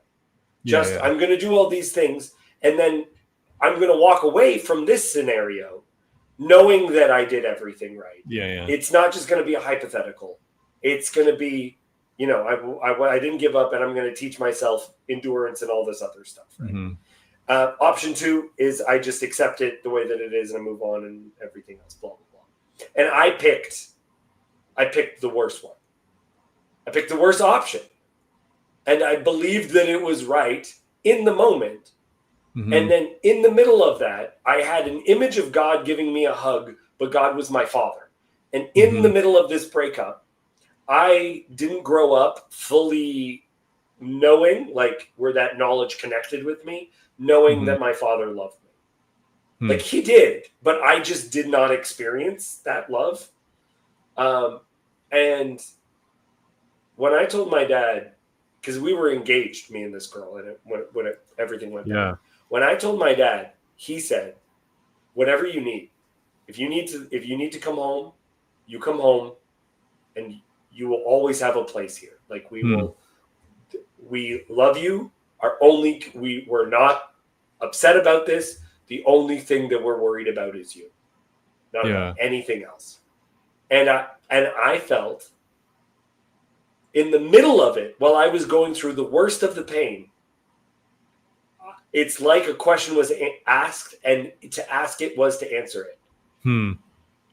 It was, okay, would you go through all of this just to know that your father loved you? Yes. Yeah. Yes, absolutely. And I felt that question and answer immediately when it was the worst of the pain. Yes, I would. Right? Yeah. It wasn't well, later on I'll realize, right? Like that's the wisdom is actually to experience it in that moment. In the moment I knew that this was great. Right? And I'm going to open this up now. Yeah, I came up with the best response to a breakup. And the best response I ever came up with to a breakup is if someone breaks up with you, you respond to them with actually being surprised. This is what you do. Okay, so they break up with you and you do this. This is probably the best thing that could happen to me. Like it's like, so they broke up with you, but you still win the breakup. Yeah. That's this is the best thing that could happen to me. This is probably the best thing that could happen. And you can't be angry and you can't be too happy. It just has to be like I didn't even think of this. Yeah. This is probably the best. Yeah. Right? And to me, that kind of is the expression of the saints as they're going off to be martyred. While they're being burnt alive. The best thing. Yeah, and then they get filleted and their skin torn off, and you're just like, oh my gosh. This is probably the best thing that could happen to me. Yeah. I always had this desire to like, well, I was doing missions work for a while, and I thought I was going to be a missionary, and so I had visions and desire to like even be martyred, and I even had people pray over me, telling me that I was going to be a martyr, which was crazy, but like I was like yes I would. And whenever I would try to do something, hey Matt, hey guys, whenever I would try to do something difficult missions wise, like it would the always stars would just always align and it would go great. Yeah, everything went great. Everything was always good, and like people would go somewhere and have a terrible time, and I could never go on those trips. It was always like, and I was spared like everything, and I was, and part of me was kind of like a little bit kind of mad at God about some of that. Like I was like, it's fine, God, do whatever you want. We agreed this was going to be an epic tragedy. What the hell? Don't you like want people to like, I'm like ready to go. I'm ready, and but part of me is like, I don't know if I could even handle it. Like if it came, right? Because I thought of this story one time when I was thinking about this. When I was probably in like third or fourth grade. I was at my friend's house for his birthday party, or a classmate for a birthday party. There was like 12 of us from third grade there, and we were playing in the hay barn on his farm. And so we're all like climbing over all the bales of hay, like it's stacked all the way to the roof or whatever. And one of my friends, he slips down between the stacks of hay bales, like quite a ways down, and he's like yelling. He's like, "Hey, help me out!" and like yelling. And then like he ends up climbing out, and kids are like reaching down to grab a hand or whatever. And he's like, "Oh man," he like comes up, he's like covered in hay or whatever. And I was like, "Oh man, that looks awesome." And he's like, no, you don't want to do it. You don't want to do it. I was like, yeah, I do. This is I'll go down there. I'll just climb back up. And so I put my feet down and I like started lowering myself down. And then I just totally slipped and just fell as far down as he did. But I freak out. I start screaming and crying. and so my classmate's dad like rushes up there and they're like throwing hay bales up to, and then they pull me out and I've got like tears and like hay all over me. And I was like, you know, I thought it was gonna be cool or ever. epic. Just the worst martyr. Yeah, like yeah. I was just like, I'm not ready for this. It was scary. I didn't slip down. Guys, it was really difficult for me. yeah. That's What's funny. up, Matt? Just chilling. I don't. My house emptied without me, so I don't know where anybody is. So I'm just hanging out. Yeah, thoroughly enjoying your discussion. Do you have any thoughts you want to throw in there about that? I mean, I think the big thing that came to me is sort of like the question of like, are we in a joke or are we in a tragedy? I kind of feel like it's like part of that also boils down to the straight man versus the wild card kind of like duo, and how the two need each other. You know, like your every punchline needs a setup, and like with that in mind, that helps you kind of almost just make sense of every single interaction Jesus has with the Pharisees. They don't realize they're the straight man in a comedy routine constantly, but they also set the stage by which he can reveal the glory of God constantly. Right. It's always at their expense. Yeah. Man, yeah, some of these interpretations, it kind of gets like you were talking about Lazarus before, is he finds out that Lazarus is sick. And you need to see him now, otherwise he's going to be dead. And like you could almost see the wheels in Jesus's head being like, oh, this is going to be perfect. But in order for this to be the funniest, I have to let him die. Like it's like one of these things. It's just like I remember this one time. Yeah, but that's that verse. Jesus wept. It happens during that, and so there's that the tragic and the comic kind of meeting. Right at the same time. He's stinking up to the cosmic joke. My Lord, we cannot open it. He stinketh. He stinketh is in the King James. King James. I was in a car this one time. And I picked up an umbrella and I clicked it in someone's face so that it would go like right in their face, right? What I did not realize is that this was one of the ones that shot out. Oh, no. Just like smokes this person in the face. And I said I would be more sorry if it was less funny. This is what I said to the person. And every now and then, a lot. Something would happen and I would like, you fall and you like, you face plant or whatever. And it's like terrible for you. But like in some of those situations, I would make it worse for myself because I knew that this was funny. I knew, and I would react as though it bothered me more than it did because I knew in that moment that I was the guy that it was like, this was such a bad moment for me. And that it was hilarious for everyone else. That's funny. That kind of goes to like it wasn't in regard to this, but Peugeot talked about like exaggeration and the role that it plays in like us being aware of something, and then the exaggeration just makes sure that part of it is emphasized for like so just that you knew that it was going to be funny for other people if you took it more seriously than you probably should have, but you can't overplay it. Like it's right. You got to find the line. Yeah. Yeah. I had a friend. I would, he would say, "Hey Jess," we worked together for a while, and he would be like, "Hey Jess, I'm going to lunch. Do you want to come?" And of course I want to come, but I'd just be like, "No," like as a joke, and he as a joke would go, "Oh man, I thought you were wanting to come," and he would start to leave, and I would be like, "No, I'm just joking." He's like, "I know." And then like that would, and Dueling straight men. yeah, it was like this. It was, and then it eventually got to like I would always cave, but it sometimes it felt like a high wire act, like how far could. But I felt like he would actually leave and go to lunch without me because that would be hilarious, Mm-hmm. and he would even feel lonely about it, being there at lunch by himself, and that would be funny, and he would do it, and he wouldn't give me a pause to like unless I caved, like I had to cave. I was so mad about that. Why did I always have to cave? Why couldn't he cave sometimes? And there's something so funny just hearing on the outside of both you guys having a terrible, lonely lunch. For the sake of the bit.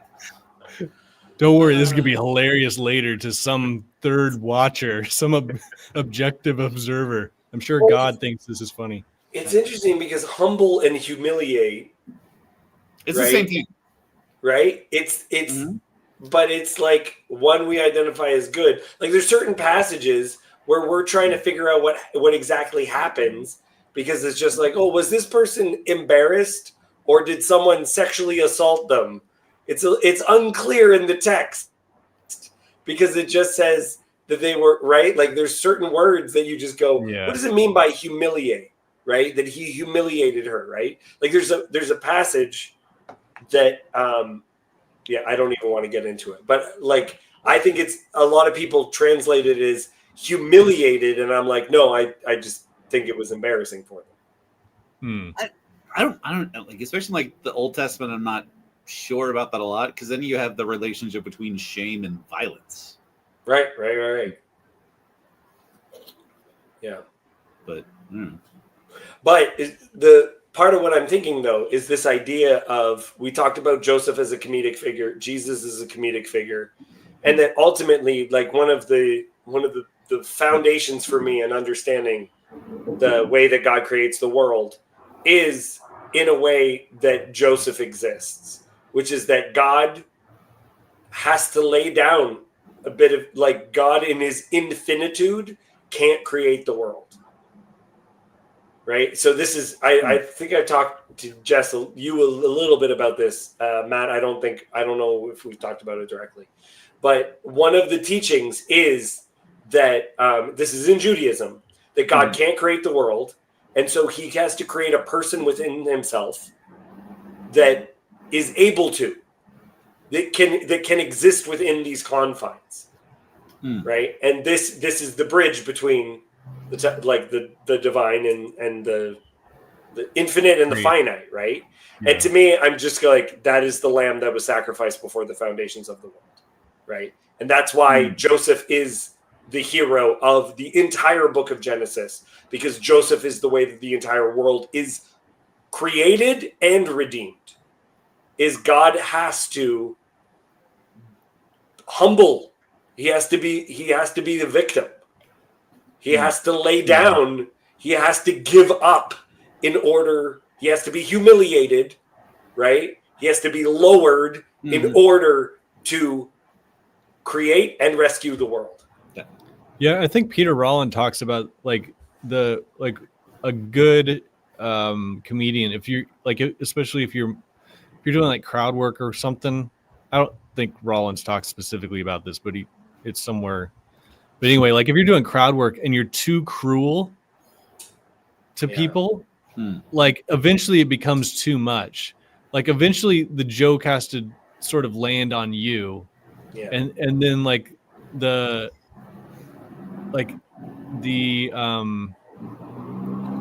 I think the best outcome is when you're the biggest fool in the end. But it's one of those things where you're like, you're playing the fool in order to you're exaggerating this in order for something to happen. And so like the joke has to land hardest on you. And like in all this, like if there is this cosmic joke, God is not only in on it, but he's like I'll take the dive in order to make the punchline work. So there's a joke To me, what I thought was the funniest joke has become meta the funniest joke. It's become the funniest joke like a billion times over. And it's my favorite bit that Norm Macdonald ever did is about someone dying of bowel cancer. And now knowing that I sent this bit to someone, and I sent the bit to someone and they said, "Oh no." And they were like, "Oh, I was worried. I thought you were telling me that Norm Macdonald died." Because it just said Norm Macdonald death, right? And it was like they were worried that Norm Macdonald had died. And it's like, no. My favorite bit that he's ever done is on death. Oh no. But this is the thing, is that people have realized he knew he was dying of cancer for a very long time. Yeah, he battled it for a long time. And so what that means is... But he didn't tell anyone. He didn't tell anyone. So he does this joke about dying. It's the first joke of one of his specials. And it's like 15 minutes of him just talking about death. And most of it is just the way that he talks. There's no actual joke in it, right? So the very beginning, he's like, it's good to be alive. It's good to be alive. It's actually not very good to be alive. It's just so bad to be dead. is the first joke in it, right? And he's just like, I remember when my father died. You know, how does he go into it? He goes, I remember when my father died. You know, he died of a heart attack, and everyone told me he's like, oh, that's good, Norm. He died in his sleep. Really? You don't think he woke up when his heart attacked and killed him? Because I wake up when like a cat walks over my belly. When your heart attacks you? Yeah, attacked and killed him. And he just does this whole bit, and it includes bowel cancer. And he's just like, they used to be that people could just die. Now they have to wage a battle, right? And so my uncle, he's got bowel cancer, and he's waging a battle, and I saw him doing it, and this is what it looks like: is he watches Matlock with a little thing in his arm. It's him waging the battle. But I think this is bad, because then that means that at the end, you don't die. They say he lost his battle with cancer. What a loser that guy is. Last thing he did was not only is he dead, he's a loser. Now, I'm not a doctor, but if you die, the cancer also dies. That's the cancer doesn't just keep on going. I'm gonna marry his wife. No, like the cancer also dies. To me, that's not a loss. That's a draw. And so after Norm Macdonald died, there were memes that said, and he died of cancer, says he died after a draw with cancer. Oh, nice. People posted it, and that joke, which was already my favorite, it's like 12 minutes long. I'm not going to do all of it. But it was my favorite. And then I was like, this is like the wisest thing I've ever heard. Like it's so wise, it's so brilliant, and it's like guru level, and it's hilarious. But and because he didn't tell anyone, he knew that after he died, people would connect the dots, and he found he had to have found that funny. Yes, that people are going to hear this. And part of it's like about him being scared about dying too. It's just like, it's so sad all the way through, but it's also just so brilliant. Yeah. Where the joke becomes meta.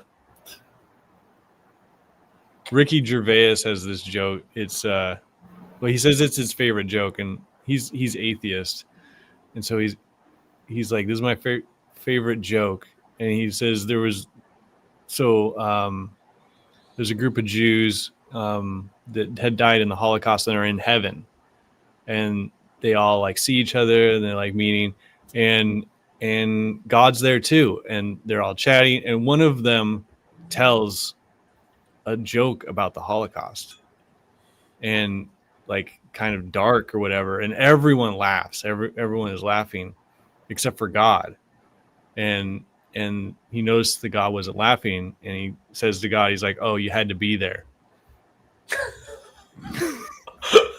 I guess he had to be there. And that's like Ricky Gervais's favorite joke, because like the thing was like, where is God? You know, God wasn't there. That's how it all happened. But then, what a dark and tragic joke. But does God laugh? Like, if we believe that he is there, is that the opposite? Yeah, it I see Sherry's comment. It wasn't even Ricky's joke. It was someone else's joke that was like, Well, see that question. This is something that's bothered me from like as a kid. It's just the idea does like God laugh? Really frustrated that I couldn't surprise God. And if you can't surprise God, does he laugh at any jokes? Like, I know that he laughed at a joke I told him once. I told God a joke once. I have since come around and realized no, the really comforting thing is like he is the one who is there laughing at every ridiculous thing that I do that nobody else sees, and it's. There's I'm walking, I'm praying. This is the joke that I said. This is God loves this one. So if you're gonna tell him a joke, I recommend this one. All right. So I'm about to begin like a time of prayer meditation, and I say this before I tell him a joke. You got to say it before you tell him another joke. As you say to God, "Stop me if you know how this one goes." He loves that one. He loves it. Loves it. Stop me if you know how this one goes. Yeah, stop me if you know this one. Stop me if you know this one is one of God's favorite jokes. This has got to be, right? It has to be. That has to be what so many prayers are like. And he's just like, if I did, I'd have to stop everything. There's a special kind of humor, though, that is the payoff when you know that something has been set up, and it comes and you're waiting for that moment that you know has to be what happens. Well, it's like the joy of providence is starting to recognize all of history as a series of setups. Mm-hmm. Yeah, everything is a setup. Have you seen? There's a Nicolas Cage movie. What is it? Knowing, where he sees a minute into the future. He sees a minute ahead in the future. And he goes to hit on this girl, played by Jessica Biel. I can't remember. Maybe. And in the middle of it, her ex shows up and starts bothering her. And it's like Groundhog's Day. He can replay that scene he knows if he makes any decision, what would happen. Okay? He can see into the future that much, and whatever he decides, how that will affect things. And he goes in and he does the Groundhog Day thing where like he knows exactly when to duck and he misses every single punch, kind of a thing, right? He says he goes to talk to her, she brushes him off, and then the old boyfriend shows up, says, "Who are you?" And he says, "Her future," and then throws the punches. He ducks under them, right? And she's not interested. Right? He embarrasses the ex, throws him out, beats him because he can see everything coming. She's not interested. So what he does is the guy says, "Who are you?" And he says, "Her future," and just lets him punch him in the face. And the girl yells at the ex and then picks him up, and that's how they get together. Right? Is like you see all the possibilities, and the one where I face plant is actually the best option. Right. Yeah. That's like my favorite scene from Knight's Tale, about when she's where he's like, "I'll win this tournament for you," and she's like, "Win? Like if you do love me, you'll lose." Yeah, lose. And that part's so funny too, right? it's hilarious. Well, because who was it, Chaucer, or is it Chaucer, whoever that character is, he's like, he's like, why are you doing this? He's like, for love. He's like, you're an idiot. Yeah. Yeah. It's just, no. Hey, curse God and die. Right? Like, Right. yeah. Just give up. Right? No, and that's what are we doing? We're laughing at his pain in that scene. Yeah. Well, and then what's even worse is like then she sends her her maid down there, and she's like, my lady knows that you love her. Now win. And he's like already been hit with like multiple jousts. Mm-hmm. He's all hurt. But that's like God uses all of these humiliating instances, like in Ezekiel 16, when like the worst things happen. God uses how shameful Israel has acted as a way of making it so that even Sodom and Gomorrah can be redeemed. Because your sister Sodom didn't do half of the things that you did. So you know what I'm going to do? I'm going to give you Sodom and Gomorrah as sisters. It's going to be like you have a family. Here's your family, and it's Sodom and Gomorrah. And God uses the exile to be the way that the message of Torah never spread through Israel's righteousness. They just failed so badly. But how does Nebuchadnezzar hear about Yahweh of the Israelites? It's because Babylon is there to punish them. Right. It's the humiliation. More, like dramatically interesting, a success or a failure. Right. An underdog story. Somehow the Christian God is an underdog story. Like, that's funny. That's pretty funny to see if he could pull it off. Like, no, seriously, omnipotent and all that stuff. But no, I can be the underdog. I can figure it out. But it's again one of those things that without being the underdog, you can't make the world. Well, even how God creates the world. Here he is, infinite, all powerful, all knowing, and then he makes creatures that he freely need to love him. Yeah. Like in order to win. Like, and so he can't force them to do anything. Yeah. And so like here's this situation, the infinite God can do anything except for force his creatures to love him, and that's and so he's got to do, everything is set up for all that. What's up, Neil? He's in a different room. I just wanted to sing our God is an underdog, he reigns from heaven up. That's good. That song slaps, man. It picks up. What was I going to say? Oh, man, that killed me. There was something. One Canadian gentleman doing on this fine Thanksgiving Eve. I'm doing great. I'm very thankful, but I have to work tomorrow. I shall eat no turkey. When's Canadian Thanksgiving again? It was like a month ago. Oh, yeah, that's right. Because you guys harvest early before the winter. Early winter. Which, if you're in the Midwest, it's winter for you too. It's much more Canada for Chad than it is for me. I'm south of Chad. Well, Matt and I are both in Texas at the moment, at my ranch. Not Texas. South of that. You're Texas too? No, I'm visiting my parents' house. Oh. In Texas? Wait, where are you? I'm in Houston area. I think Matt's in San Antonio. Had coffee with Sartori this afternoon. Dang. Sartori. Jess the is Martin about Luther 5 hours of the north. corner. Yeah, I'm in Kansas City. Okay, I'm sorry. I need to backtrack because there was something that was just happening and I feel like it was beautiful and incredible. A thought that came to my mind just while you were talking, and I can't remember what you were saying. It has been interrupted by Neil's joke, which is perfect for this moment. Ah,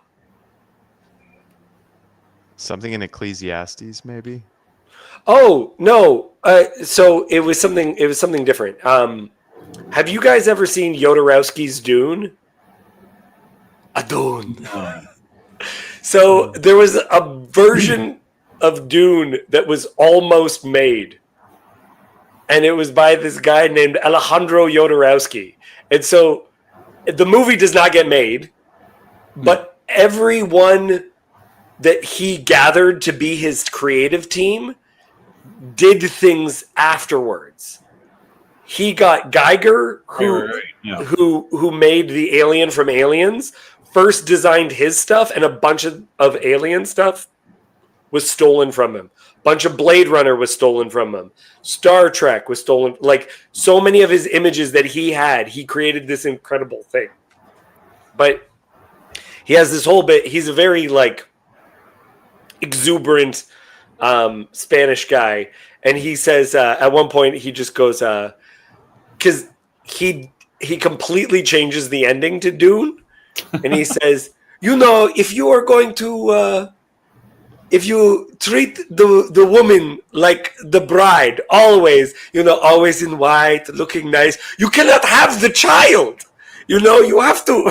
And he's describing this like process where it's like you have this perfect, unblemished, perfect thing. And it's just like, you actually have to do this. You have to humiliate. You have to be humble in front of it, and you have to be embarrassed and embarrassing with this other person, right? Like, that is actually part of intimacy, is this like great embarrassment. He goes further with it. I really do. If you're a creative person, I really recommend it. I find it surprisingly inspirational. This movie that did not happen, called Jodorowsky's Dune. Again, failures are more interesting than successes. Yes, starts with a J. Because Spanish, Jodorowsky with a J. It's fascinating, though, is that God has this option of this perfect world, and he's the only thing that exists in it, right? This humiliation that is the lamb that was sacrificed before the foundations of the world, right? And then creates a people where the child of promise is literally named ridiculous or hilarious. Right? It's kind of almost like hinged on, I picked you because you were the worst option. That's why I picked, right? That's what he says. Says, I didn't pick you because you were the biggest. I picked you because you were the worst option. Okay? That's what I picked, right? How does Israel succeed in spreading the message? By failing, right? They fail upwards, right? And then in the culmination of this, he comes to earth, and his way of saving the world is through failure. That's how he remakes the world, is through death, right? It's all just a big joke. It's cheating. You can't lose. Yeah.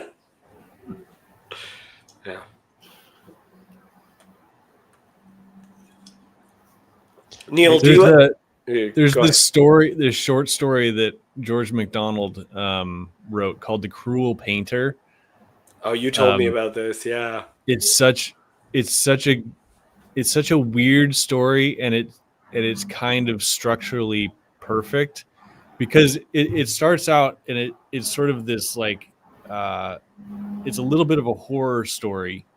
It's not really gruesome or anything, but this guy named Lockton falls in love with Lilith, and he sees her crying at her mother's grave in the graveyard, and she's so beautiful, like he can't stop thinking about her. But her father is this painter, and he's unbelievably like terrifying, and he does all these paintings of suffering. So like every painting, he's exploring human suffering to degrees that just get more and more refined, where he's imagining the faces of people and certain kinds of pain and like all this stuff. And so this guy Lockton is like, I'm going to learn how to do that. so I could be close to, to be close to Lilith, I'm going to ask him to train me as an artist. He'll mentor me. Yeah. Yeah. So he goes and her dad takes him in, because he's got like nefarious schemes that he can use this guy for, and he starts training him how to paint or whatever. But in the meantime, he gets to be in the same room as Lilith, that she never talks to him, and she comes down and she does her painting and whatever. And so he's like trying to figure out what to do. Anyway, the story is like, the painter poisons him, or tries to poison him, and doesn't actually work. Like there was some sort of, I forget exactly what happens in the middle. And then he's going to like cover him in this plaster cast to hide the body and put him down in the basement. And the guy wakes up, breaks out of this plaster cast, and then fills it up so it's heavy again, reassembles it, and leaves it in the basement.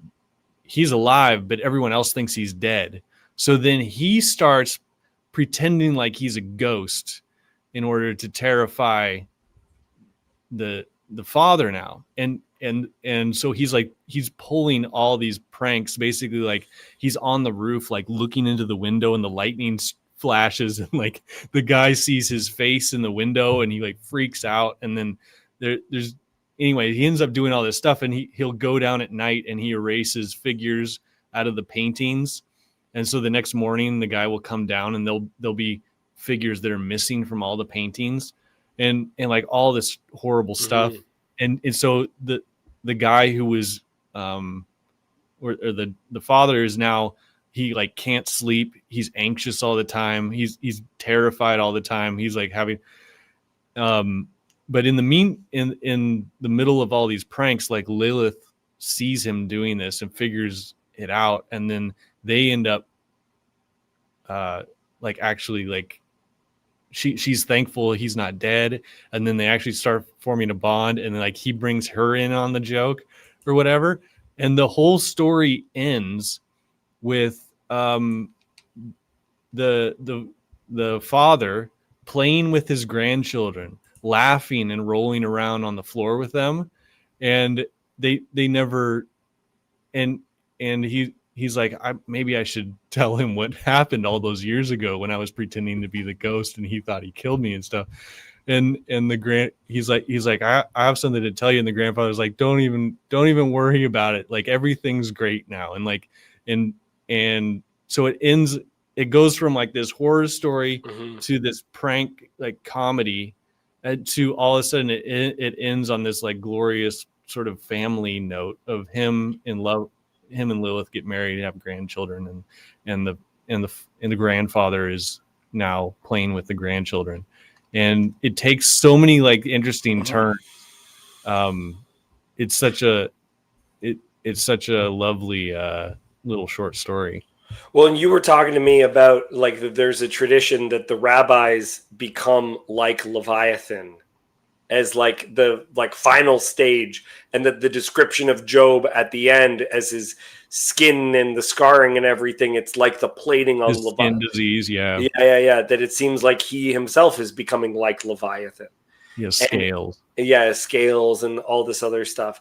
And we were talking about it is if we are identifying Leviathan for play, this idea of the chaos actually being this what is considered this death, this like horrible thing, is actually the facilitator of everything good. It's like the redemption comes not through exaltation, but through humiliation, right? Through becoming the worst thing, through becoming the criminal that's cursed, that people spit at, that everyone thinks that they're above, that goes to the bottom in order to redeem everything. And that God needed to do that even to create the world. And so when we act like God is when we are doing that part of the story, right? Yeah. Well, and it's even how we become like God, or how God makes us like him. And then it's also like how we get to know him, because this is who he is and this is what he does. And I was watching some little short with a an Orthodox monk, and he was talking about theosis. He's like people get it kind of twisted, like what theosis is. He's like, it's when you feed the hungry.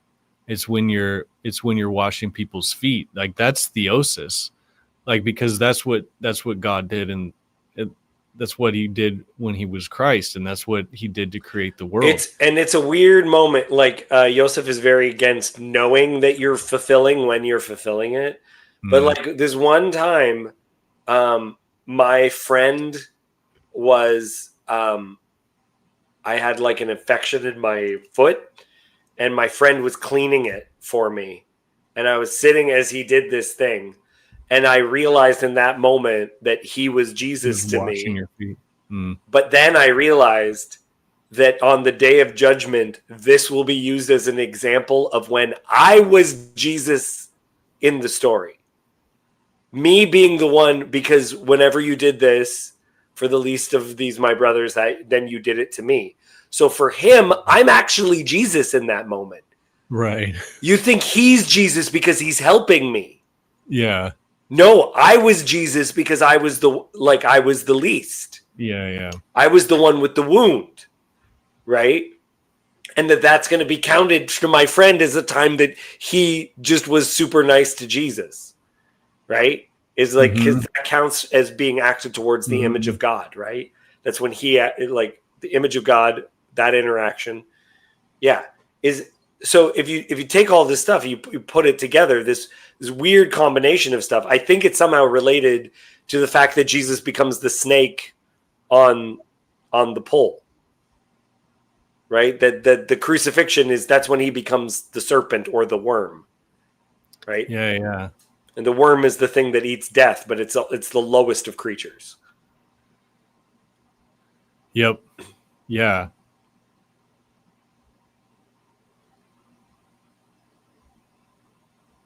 There's a one time Joseph and I went through Job, looking at where it talks about laughter. I think because of there was I think it was Reb Joey talks about the laughter of Leviathan or something like that in some video that he does, and so we were going through, and the one thing about God's speeches, there's a lot of laughter going on. So like the ostrich, when she runs, she laughs at the horse. And then Leviathan, when yeah, Hey. yeah, and when Leviathan is like when people are bringing spears and clubs and weapons against it, it's Leviathan laughs. Yeah. And so and then I had like I've been keeping a document where I like will have like a theme in Job, and then I'll mark down all the verses that have that word in it or whatever. I did that for laughter. But it's interesting how much God like emphasizes laughter in his creation speak. And even like it doesn't say laughter, but like when he lays the foundations of the world, all the sons of God shout for joy. Like this is a good thing. You know, Chesterton points this out as like this is like God, it's like God doesn't even realize. God's sort of just saying like the facts. You know, when I laid the foundation and all the sons of God shouted for joy, where were you? Like that's how God's saying it, but he doesn't realize that he's let slip that there was something worth shouting about. You know, so there's like this so yes, it is interesting how God's laughter throughout the scripture is used, right? He in heaven laughs, right? Like God laughs at our plans, right? And one of those things that it sounds so profound, but to me, it's like you got to think of it also as like it's kind of funny, where it says all the nations of the world count to God like dust on a scale, like a drop in a bucket, right? Yeah, like that's his experience of that, right? And that he actually finds it funny. It's Mhm. like, it's just like, oh, buddy, like, good try, buddy. Good try. I'm gonna see. Yeah, the donkey laughs at the. He scored. Wait. Yeah, he laughs at the tumult of the city, and he hears not the shouts of the driver. That's funny. Yeah. Ha ha ha. I'm trying to find my. Oh, here it is. I wonder if I can just look at laughter real fast. It seems like is laughter always used in a spirit of juxtaposition and the ridiculousness of whatever the situation is in juxtaposition? Is that always how it's used? I do. Sometimes there's definitely what the British refer to as taking the piss, where I do think there's especially sarcasm in the text. Like a lot of times the laughter is sarcastic and the joking is sarcastic too. Like when I read that passage from Isaiah, I don't know if you heard it, Neil, where it's just like, what are you going to compare me with? With an idol? You have to get a guy to make sure that it has a good base, because otherwise it falls over. That's what you're comparing me with? Yeah. Oh yeah, and one of the first things that Job's friends say, Eliphaz says, he says, turn your heart back to God, put iniquity far away from you, and then you will prosper, and you will laugh at destruction and famine, and need not fear the wild animals. Can I throw a somewhat related topic to you guys? Yeah. It's kind of on my mind because we were talking about it last night. It's the relationship between wisdom and this. I'll quote, I guess, Sirach, and I see Sirach in Proverbs very similarly. It's like, walk in my footsteps, son, and you will have a good life, And whereas I see something like Job, and I see the gospel in effect, basically saying like all of the wisdom tradition is like, it's nice, but it's dust on the scale, but what father isn't going to say, walk with me in wisdom, son? And where I've personally managed to square that is the Petersonian, it's your best bet. It's like at the end of one's life, it's not going to be a good excuse to be able to say to God, hey, I knew everything was in your hands anyway, so I disregarded the whole wisdom stuff and just counted on your grace, Right. How do both of you think of that? The juxtaposition between something like Job, which do you say, Jess? Is it Job or Job? Job. Okay, I thought so. And versus like Proverbs. Yeah, well, there's like I think there's even a proverb where it says, "Don't be too wise," isn't there? Do Like, not be too wise, nor be too righteous. Why should don't you be too wise destroy or yourself? too righteous. Yeah. Yeah, overly wise or overly righteous. Make sure to laugh at yourself in good measure.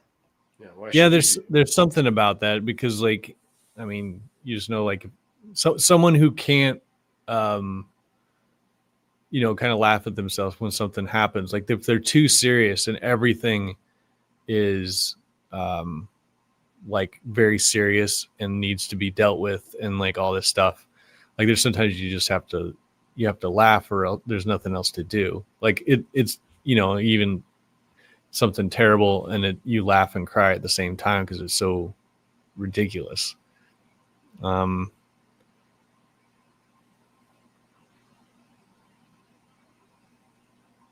Yeah, but then also, like, you have to take life seriously. Like, it's not like you can, because you can trick yourself into using that to be like, oh, just do whatever I want as long as I'm sort of having fun. Like, I'm just like, and that's not the thing either. Like, you have to sort of take everything deadly seriously, but with like this lightness. But I think so. But there's another element to it where it's like I have a friend, and they have a 15% chance of something being cancer. Okay, and they can go through this thing, and it's going to be radiation treatment. It's going to be pretty intense. And if they do it, it'll bring down their percentage to 2% chance of cancer. Okay, from 15 to 2%, right? And they're like, well, I'm going to do it, and then I still might have cancer. You could still be part of that 2%, right? Like you did everything right, and it still ends up badly, kind of a thing, right? But in the majority of cases, it is going to be better, right? And one of the things that's a determiner for my friend, it's interesting, it's exactly in line with what I was saying before, Jess, is you pick the worst one because then you know you did everything you could, right? Mhm. If you are a wise man and tragedy befalls you, and you know you did everything right, you don't deal with the responsibility of the act. Mm-hmm. Because it would be way worse if there was tragedy and it was your fault. That's so much worse than tragedy and nothing, no reason. Yeah, and you're to blame. Yeah. Then you just got to suck it up, right? It kind of talks like this in the New Testament, right? Where it says, okay, if you get punished and you actually did the thing you're being punished for, that's no credit to you. It's just trying to get rid of the evil. But if you are innocent, then you get to build some character, right? You get It's for your glory or something like say that it's Leviathan to blame, but I know. Yeah, It's my own damn fault. but yeah, that would be amazing. It is to your glory. It's to your glory if you did the wise thing, and then you're not at fault. Yeah.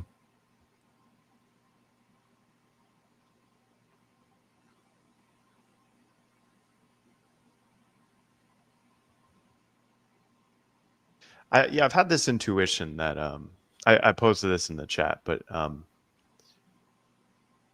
when there's not laughter, to me, mirth, it's kind of like a light on your feetedness. Like if you think of levity, Mm-hmm. what levity implies to me is something like mobility or ability to move quickly. Gird your loins, gents, and what are all the lines about like a thief in the night? Like Prepare. don't let the bread rise. Just you got to go. You got to don't pillar of salt Yep. this thing. Mm-hmm. I don't know. So is there anything biblically about I guess laughter, I'm thinking of Sarah, but I suspect laughter occurs in times of great transition, biblically speaking. Is it almost a signifier of a change? Yeah, I think so, because like when things are too new or like it doesn't quite make sense, like you sort of laugh because it appears ridiculous. Like because when like even the story of Sarah laughing is funny because she laughs and then God says, You hey, laugh. why did you laugh? She's like, I No, didn't girl, laugh. you did. And then he just You did, says, girl. you did laugh. Yeah. But you did, right? You can even, it's so funny the way that God appears in early Genesis. He asks questions like he doesn't know what is happening. Yeah. Where are you? Yeah, he takes Where the are you appearance guys?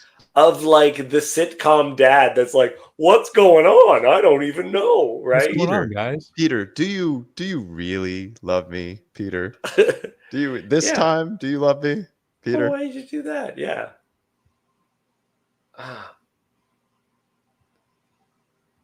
Yeah. That is the first time laughter appears in the text is all the Isaac story. It's the first time that he goes, what? When God first tells Abraham, I think is the first use of that, of the word laugh. Where he goes, me? Yeah. Yes, Sarah says God has made me laugh, and everyone who hears this will laugh with me. So a chapter before it says, then Abraham fell on his face and laughed, said to himself, shall a child be born? Where is it? To a man 100 years old. To a man 100 years old. Shall Sarah, who is 90 years old, bear a child? Well, and then Sarah laughs and she thinks to herself, after I am worn out and my Lord is old, will I now have this pleasure? So she laughs silently. Yeah,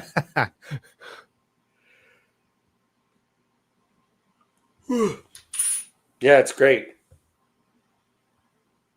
One time I was. Oh, go ahead, Jess. No, you go ahead. Oh, I was just gonna say I was contrasting Sarah's response that she's going to bear a child to Mary's response in the gospel, because Mary's response, she doesn't laugh. It says that she's greatly troubled at these words. That's when the angel appears.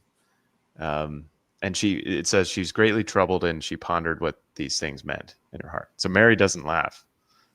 I don't think Elizabeth does either, but what's his name doesn't believe it. John's father. John the Baptist leaps. But that's a levity. That's a levity in the womb, right? John's father doesn't believe, though. But does he laugh? He might goes laugh. blind, right? Yeah, he couldn't speak. Oh, that's right. He mute. Yeah, sorry, I got my sensory perceptions mixed up. Yeah.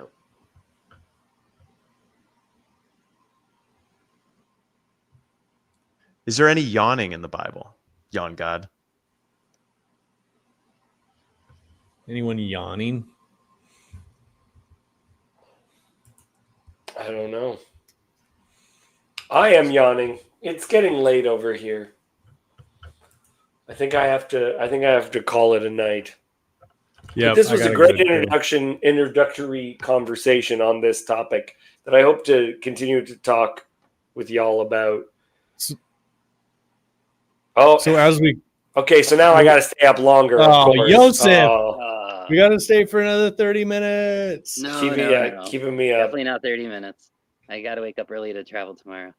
Okay. Thanksgiving. But I was just going to say, so that comment that you had pulled up there, Neil, was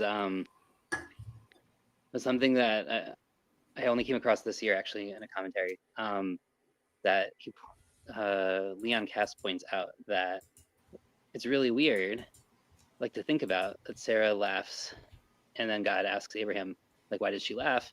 Because it implies that when she hears the angels give this news about Isaac, it's her first time hearing it. But Abraham actually heard this already, like, a while back.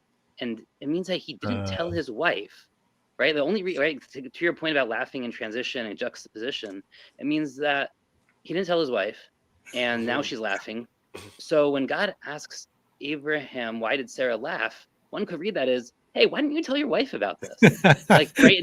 He needs to know about this. But Abraham is very pragmatic, because to tell your wife that something good might happen and then it doesn't, like, I've been in that situation before. That is a dangerous play. Mm-hmm. You're gonna have a baby. I've also. Oh man. Okay. It's weird. It is weird. Well, and I was talking. This is something I mentioned to Grimm. Is the call at first is very vague, right? Abraham, when he first hears the call, might think that he's going to inherit the land in his own lifetime, right? It's like, go, you're going to get this land. Okay, great. And then years later, he finds out, no, it's like in 400 years, you're dead, right? Sort of. I mean, he gets one piece of land, and he only gets it after he basically, almost kills both of his sons, and his wife dies, and everything else has already happened, and it's in her death, and like that he finally actually has to acquire a piece of land that he buys on, and it's like McPila, like why didn't he buy something earlier? Like, there's a joke there too, to some degree, right? Where like right. He could have acquired the land the whole time. He had the money since Egypt, and like he's just not, like, he was like waiting for a miracle, basically, is what it seems. And like it doesn't occur to him that, hey, the way that I acquire land is actually by doing something to acquire the land. And it's only like at this point that he finally kind of gets that message. That's funny. I'm thinking more about him not telling Sarah about this. It's almost like the opposite of Adam and Eve, in that like God gives. Okay, so Adam and Eve, right? You got Satan first going to Eve, Okay. and Yeah, Eve yeah, goes yeah. to Adam. And in this, you have God going to Abraham, and Abraham doesn't pass on the good news, whereas But- Eve passes on the bad news, like the reversal of everything. I don't Well, know. Yeah, Adam he's told definitely Eve about the playing- fruit. Sorry, go ahead, Jess. Well, Adam apparently had told Eve not to eat of the, and also added, "Don't touch it," Yeah, because something's that's what added. she said. She says, "Not, we shouldn't even touch it." But there's another element that I'm seeing within this that it's an interesting connection with that story. Is the idea that Abraham, the vagueness of it means that somehow Sarah and Abraham interpret whatever the call Abraham had as you could sleep with Hagar and get a child that way. Right? Well, that's like normal ancient Near Eastern practice. I know it is. I know it Right? is. Like, you know that. But But originally he says it's not going to be either, right? He says it's going to be a servant after the battle with the four. yeah. It's going to be Eliezer of Damascus. Right. Yeah. And then God says, no, it's going to be someone who issues from your loins. Now it's interesting. He says yours, and it doesn't include Sarah there. So it's ambiguous enough that like it seems to kind of allow for that direction to happen. But remember that the entire idea of getting Hagar was like he does it at it says like he listens to Sarah's voice. That's where it says it there. And it's a super key phrase. He listened to her voice. It comes up a lot in Genesis, and that's again Eden's story, right? Listening to Eve's voice. That phrase actually doesn't come up there, funnily enough, but it comes up a lot with other women in Genesis. The two times it happens with Abraham is the first time with Hagar, where it says he doesn't seem to want to, but he listens to her voice and he does it. And then when she wants to banish Ishmael and Hagar the second time, and he doesn't want to, and God tells him, Listen to your wife. Her voice. Yeah. And you get that. Yeah, there's this weird like maybe he feels like he shouldn't listen to her because it didn't work out so well the first time, like when he listened to her voice for this big decision over the inheritance. And there's a question over like whether it was he should have always listened to her, or whether it's like now that you've listened to her once, you have to listen to her again, type of like you've already kind of set this path. Maybe you shouldn't have listened to her in the first place, but too late. He doesn't consult God at first. What, Neil? 3 times a lady. Sorry, I'm in a very yeah, he's in a silly singing mood. He saw that this was foreplay, and he's come out to play. Joseph, this is one of the reasons, not that Donnie would have said exactly what you said, but you bring something very different to the conversation, and I like the way that it sends us in a different direction. Mm-hmm. Yeah. Also, I know Jess mentioned that like a lot of we've had these talks because of Reb Joey's stuff. It's really funny because he literally was like yesterday's class was literally about this topic, but also he has a book on it's called Isaac's Laughter. Is his book. Right. And it's all about Leviathan and the cosmic joke and the tie into the binding of Isaac, and Isaac, who's both like this, in fear of God, like literally that's what he calls God, is like is the fear of Isaac, right? That's how his son understands God, or his dad's relationship to God. And at the same time, like he's the guy who gets caught playing / laughing with his wife in the royal court of Gerar. And there's this like he has this really kind of funky tension where he like seems to, at the one hand, like be sort of boring and kind of serious, but then he has like these moments of levity or laughter or playing or joy or whatever they are. And they're not necessarily even at like transition points or transformational points. They're just a guy, like joking with his wife or whatever it is. And that, and also his brother, but his brother might have been doing something more cruel with laughter, or playing with him earlier. But he's a really weird character in this way because he has this tension, and we know so little about him in some sense. but he does seem his son's kind of right. The whole trickster kind of narrative is sort of playing into that to some degree. Like he's the guy who gets swapped for a ram, is going to get tricked by his son dressing up as a ram, pretending to be his other son, right? And you end up kind of going into these weird kind of fractal tricks, and then that trick leads to the Leia Rachel trick, and so the whole trickster thing is also part of this laughter. And there's a question of like with Esau, even like that he seems to be one who should be able to play, but on the one hand, I mean, almost like he can't take him. He sees everything kind of as maybe like he's ruined the cosmic joke in a sense. Is like one way to read Esau. Like he's just trying to like do the thing because he already kind of thinks he understands the joke and he's done. And Jacob is still like playing into the joke, and so that's like one way to kind of read the difference between them. Even though it's like a disturbing way to read it to some degree, because like, right, like becoming right. Esav never tricks, right? That's one of the interesting things about him, is that like he's for all of his like maybe problematic like hints of something problematic with him, like he's not at all this trickster character. Not that a trickster. That's also like another thing. I don't know. Okay, I was not going to talk for half an hour, but no, that's good. A small point is that I think in Western imagination we have this kind of idea of the trickster is like the jester, this like the trickster god. This kind of very Greco-Roman kind of Western understanding. But if you think about like ancient Near Eastern literature, I mean, you read Enuma Elish, right, David? Like, the heroes are always tricksters. Like the hero is the trickster in ancient Near Eastern literature usually. Like that, whether you're in Egypt or in Mesopotamia, like that is not like the side characters making trouble or it's wisdom. Or it's wisdom. But it's not external to the hero. It is the hero. The hero uses like it's part being crafty and clever and like being able to, whether it's to trick a god and like a lot of the pagan literature. As crafty as a serpent, one might say. As crafty as a serpent. Right. But I think that sort of throws us because I think our symbolic world for tricksters is like shifted to some degree in the West. Do you think God is tricky? Is God tricky? Sometimes. I think it's undeniable. Insofar as like he can use anything to his purposes. Yeah, I mean, isn't that tricky? Isn't that like the height of trickiness? I would regard. I mean, the way I think of God is as the ultimate storyteller. That's really the best heuristic of how I think about God, and meaning that if he can make something happen in the most subtle and unexpected way, that's what's going to happen.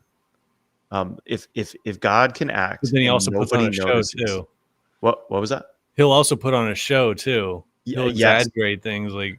Yeah. He exaggerates Pharaoh's heart.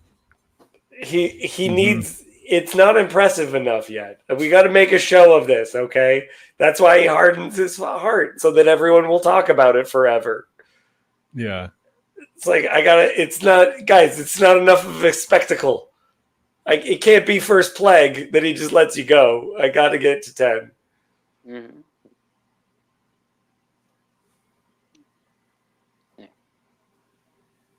Okay. Is it bad that Esau is so straight? Like he's so like plays the straight guy. Yeah, he does. I actually don't think he's a straight man. I think he's in. He knows in some way he knows the punchline to some degree. I think, which is like weird because he's the one who gets tricked, but at the same time, like he's taken there's so something seriously. to him where it seems to me he ruins the joke more than he's the straight man. Well, he is. Both. I can hear both. In the end, he forgives him, but he is the person who is pranked and then is going to kill him for it, right? He comforts himself with thoughts of killing his brother. Right. So he doesn't. The joke to him fails and becomes this tragedy. Yeah. It doesn't land. Yeah. Sorry, Joseph, if I still have you for like a couple of seconds, because Hezi did want me to mention something. Okay. and it was that in the end, the what's it called? The tent is made out of the skin of Leviathan, and Chezi didn't say this, but I know it's in other rabbinic material that the meat that we're eating in the great feast is also Leviathan. Right. So, but there's two Leviathans, the 10 and Right. So the male Leviathan Yeah. is the one that's killed at the end of history, the female at the beginning. The meat of both in the 10. I was actually just thinking about this though, because the earliest they found this really cool like silver drinking goblet for rituals, Canaanite rituals, on the east side of the Jordan. It's about I think 2200 BC or so. So it's like we consider it pre-biblical, pre Abraham-ish, and it shows it's a version of the snake, like story, except it's not quite the same. By snake story, I mean not the biblical one, but like the Tiamat, or whatever version of that one. But it has basically like cherubs, and they are guarding something, and the snake is sort of like threatening them. And then in the next scene, it shows the snake kind of smaller with a different skin, and the cherubs have been transformed into like more, I'd say, humanoid, and they're holding the sky up as like the firmament, right up above the snake. But what's really interesting about it is that the pattern of the sky, which is like the stars, is the same as the snake's skin in the first scene.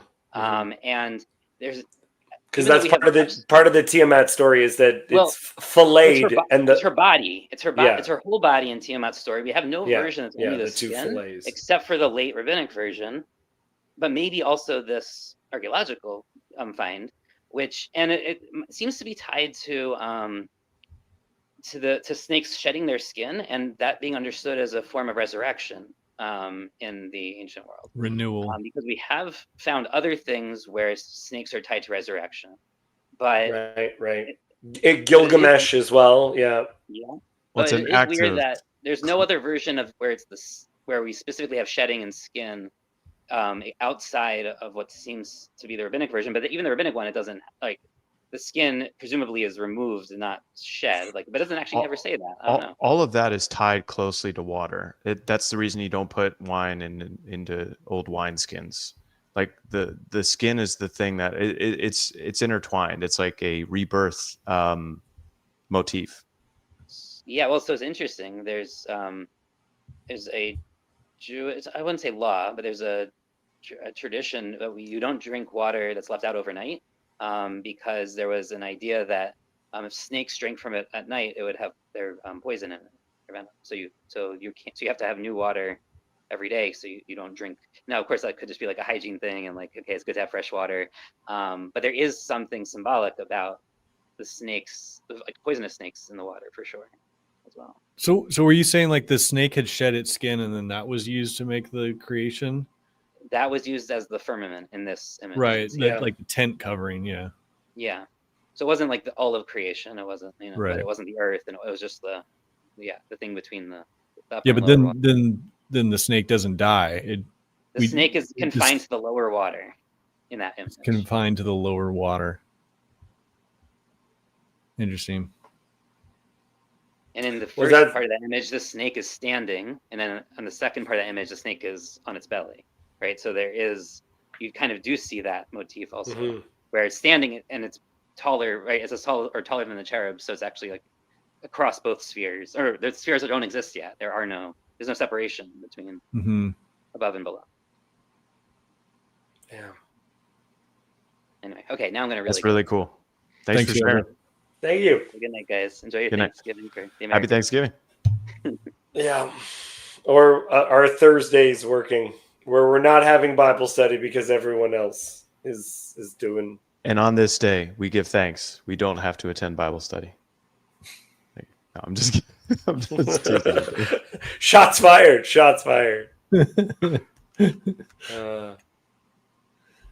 What? Yoav. What is it? 5 a.m? It's the morning. It's the day shift. It's the sun's coming up. Yes. over Tel Aviv. Yes. Yes. It's 6 o'clock. So it's beginning to be decent time to get up. And you started about 3:30 in the morning. Have you watched any of this? Do you have any idea what we're talking about? I have some idea. I didn't watch all of this. I have some idea. I would still like to hear your opinion, my friend. I Yeah. like Oh your no, opinion. no, you don't. Okay, but I'm going to be very pleasant. I want to push back, while you know that I never push back. A good comedy is when the people that are in it are not aware that it's a comedy. They treat it seriously. The people that are in the play. I see myself, this Jew in the Holy Land, as being an actor in the play. I'm part of this biblical story. For me, it's not funny at all. For me, it's all dead serious.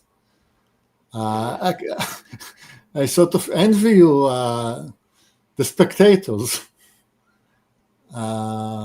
being able to enjoy a good story. Well, and you are, I'm just going to say it, in the biblical theology, the prank is played on Israel. Like it's it's all of us goy. Our redemption is based on you being pranked by God. Absolutely. Boy into the temple, and we're gonna get united to the most holy. Goy to the temple is pretty. Temple. Yeah. So that was Jewish Israeli me speaking. Now, engineering me, of course, I should ask what animal actually is a Leviathan. I mean, what kind of an animal? Where do I put it in the classification of animals? Probably a reptile. Yeah, probably a reptile. Now, what we do know, that the desert in Egypt is absolutely littered with the skeletons of basilosauruses. I mean, you just, as a nomad, you walk in the desert in Egypt, and you just happen upon them. The skeletons of what? Basilosaurus. Now, that's exactly the right animal, because the ending zaurus means that you think it's a kind of a lizard, because it looks like a sort of something long and predatory, and you think it's some kind of a big lizard or maybe a big snake, because it doesn't have legs. But if you're a little bit more knowledgeable, you start to realize that it's actually a sea animal, some kind of a very big fish, because it has the tail of a fish. It's got fins. And fins. So you're sure, okay, this is the Leviathan, but what is it? What is the Leviathan doing, being dead in the middle of the desert? You start thinking about something that happened here, a big battle that was going here between those creatures, and somebody that just threw them out of the water and plugged them in the middle of the desert to die. I think that's a start of a good story.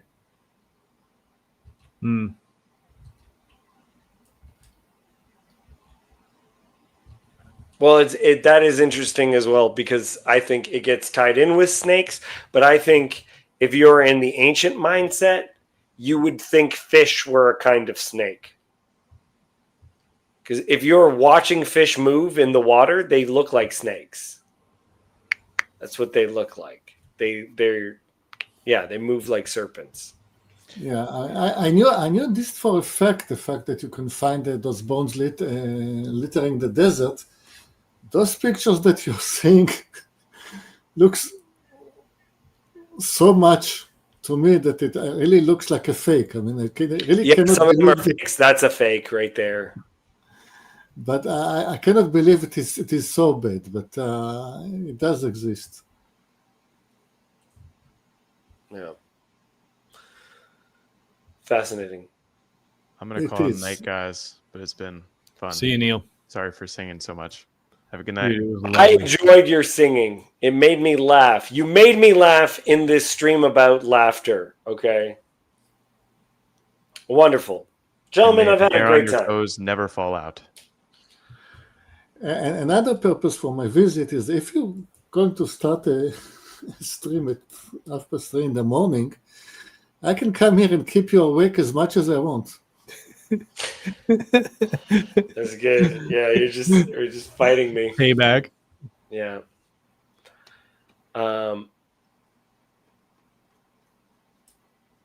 Okay. Yes. Tragedy. It all ends in comedy. It's a big joke. Yeah, Well, what look, happens? What happens when the characters discover they're in a comedy? I wrote a play about this. That is the play that I wrote. And that's actually all part of it is like, what if it's absurd? Not because, like, that's actually one of the ways that laughter is used in the Bible is absurdity. And absurdity gets used as an atheistic, postmodern, the absurd, right? The absurd becomes an obsession, theater of the absurd. And the whole reason why I wrote my play was, what if the absurdity and the laughter is in things being meaningful, not them being Unmeaningful. Yeah. Meaningless.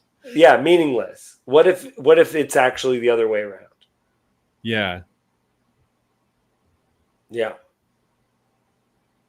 Well, does it ruin the story then? Or do you get another tension because the character is like, okay, now it's a comedy. I know this is gonna be funny, and then he tries to do something funny and it doesn't work. Then we're back into the story again. Yes. Yeah. Well, so that becomes part of it. Is there's the center of the story is two lovers, and one of them thinks it's great that it's written because that means we're meant to be together, but the other person hates it because that means that we didn't choose each other. Oh yeah. It's not real. It's all fake. Yeah. It's fake if it's destined. Yeah. And so it's the two characters being able to meet each other, being able to understand the other perspective and to incorporate all those things and to walk into the absurdity of the paradox of those things being true at the same time. Mm-hmm. Okay. Great night. Great stream. Thanks, David. I had a wonderful time. Are we on your channel or on Jacob's channel? We're on both. Yeah, but who started it? Or is it meaningless to ask? I have access to Jacob's channel, so I streamed both identically at the exact same time. Okay. Jess, you could have streamed this, but he didn't. I don't think he did. I don't have my account set up to do it. I don't. All right, that's fine. Okay, I realize it's getting late and I need to get to work soon. I have a great story about whales, but I don't want a really great story, but I don't want to broadcast it from Jacob's channel. So sometimes when we are on your own channel, on your channels, then I want to remind me. I have a very funny story about whales that I want to tell now, because I think if we're talking about Leviathan for play, that this is great. Okay, I go out. This is over the summer, early summer. I go out to see whales on the East Coast. Okay, so in the Atlantic Ocean, and we get taken out in this boat, and we start seeing whales everywhere. Okay, they're great. We see seals like actually swimming in the water. It's beautiful. Now there are two people on this boat who, as we're starting to look at stuff, just like, hoo-ah! Like start vomiting like crazy, and the guy has to like try to scoop it up into like he has doggy bags to scoop the vomit. Okay, gives these guys, and the rest of us are having a good time, but in the center of us are these two people that are just vomiting for the entire trip.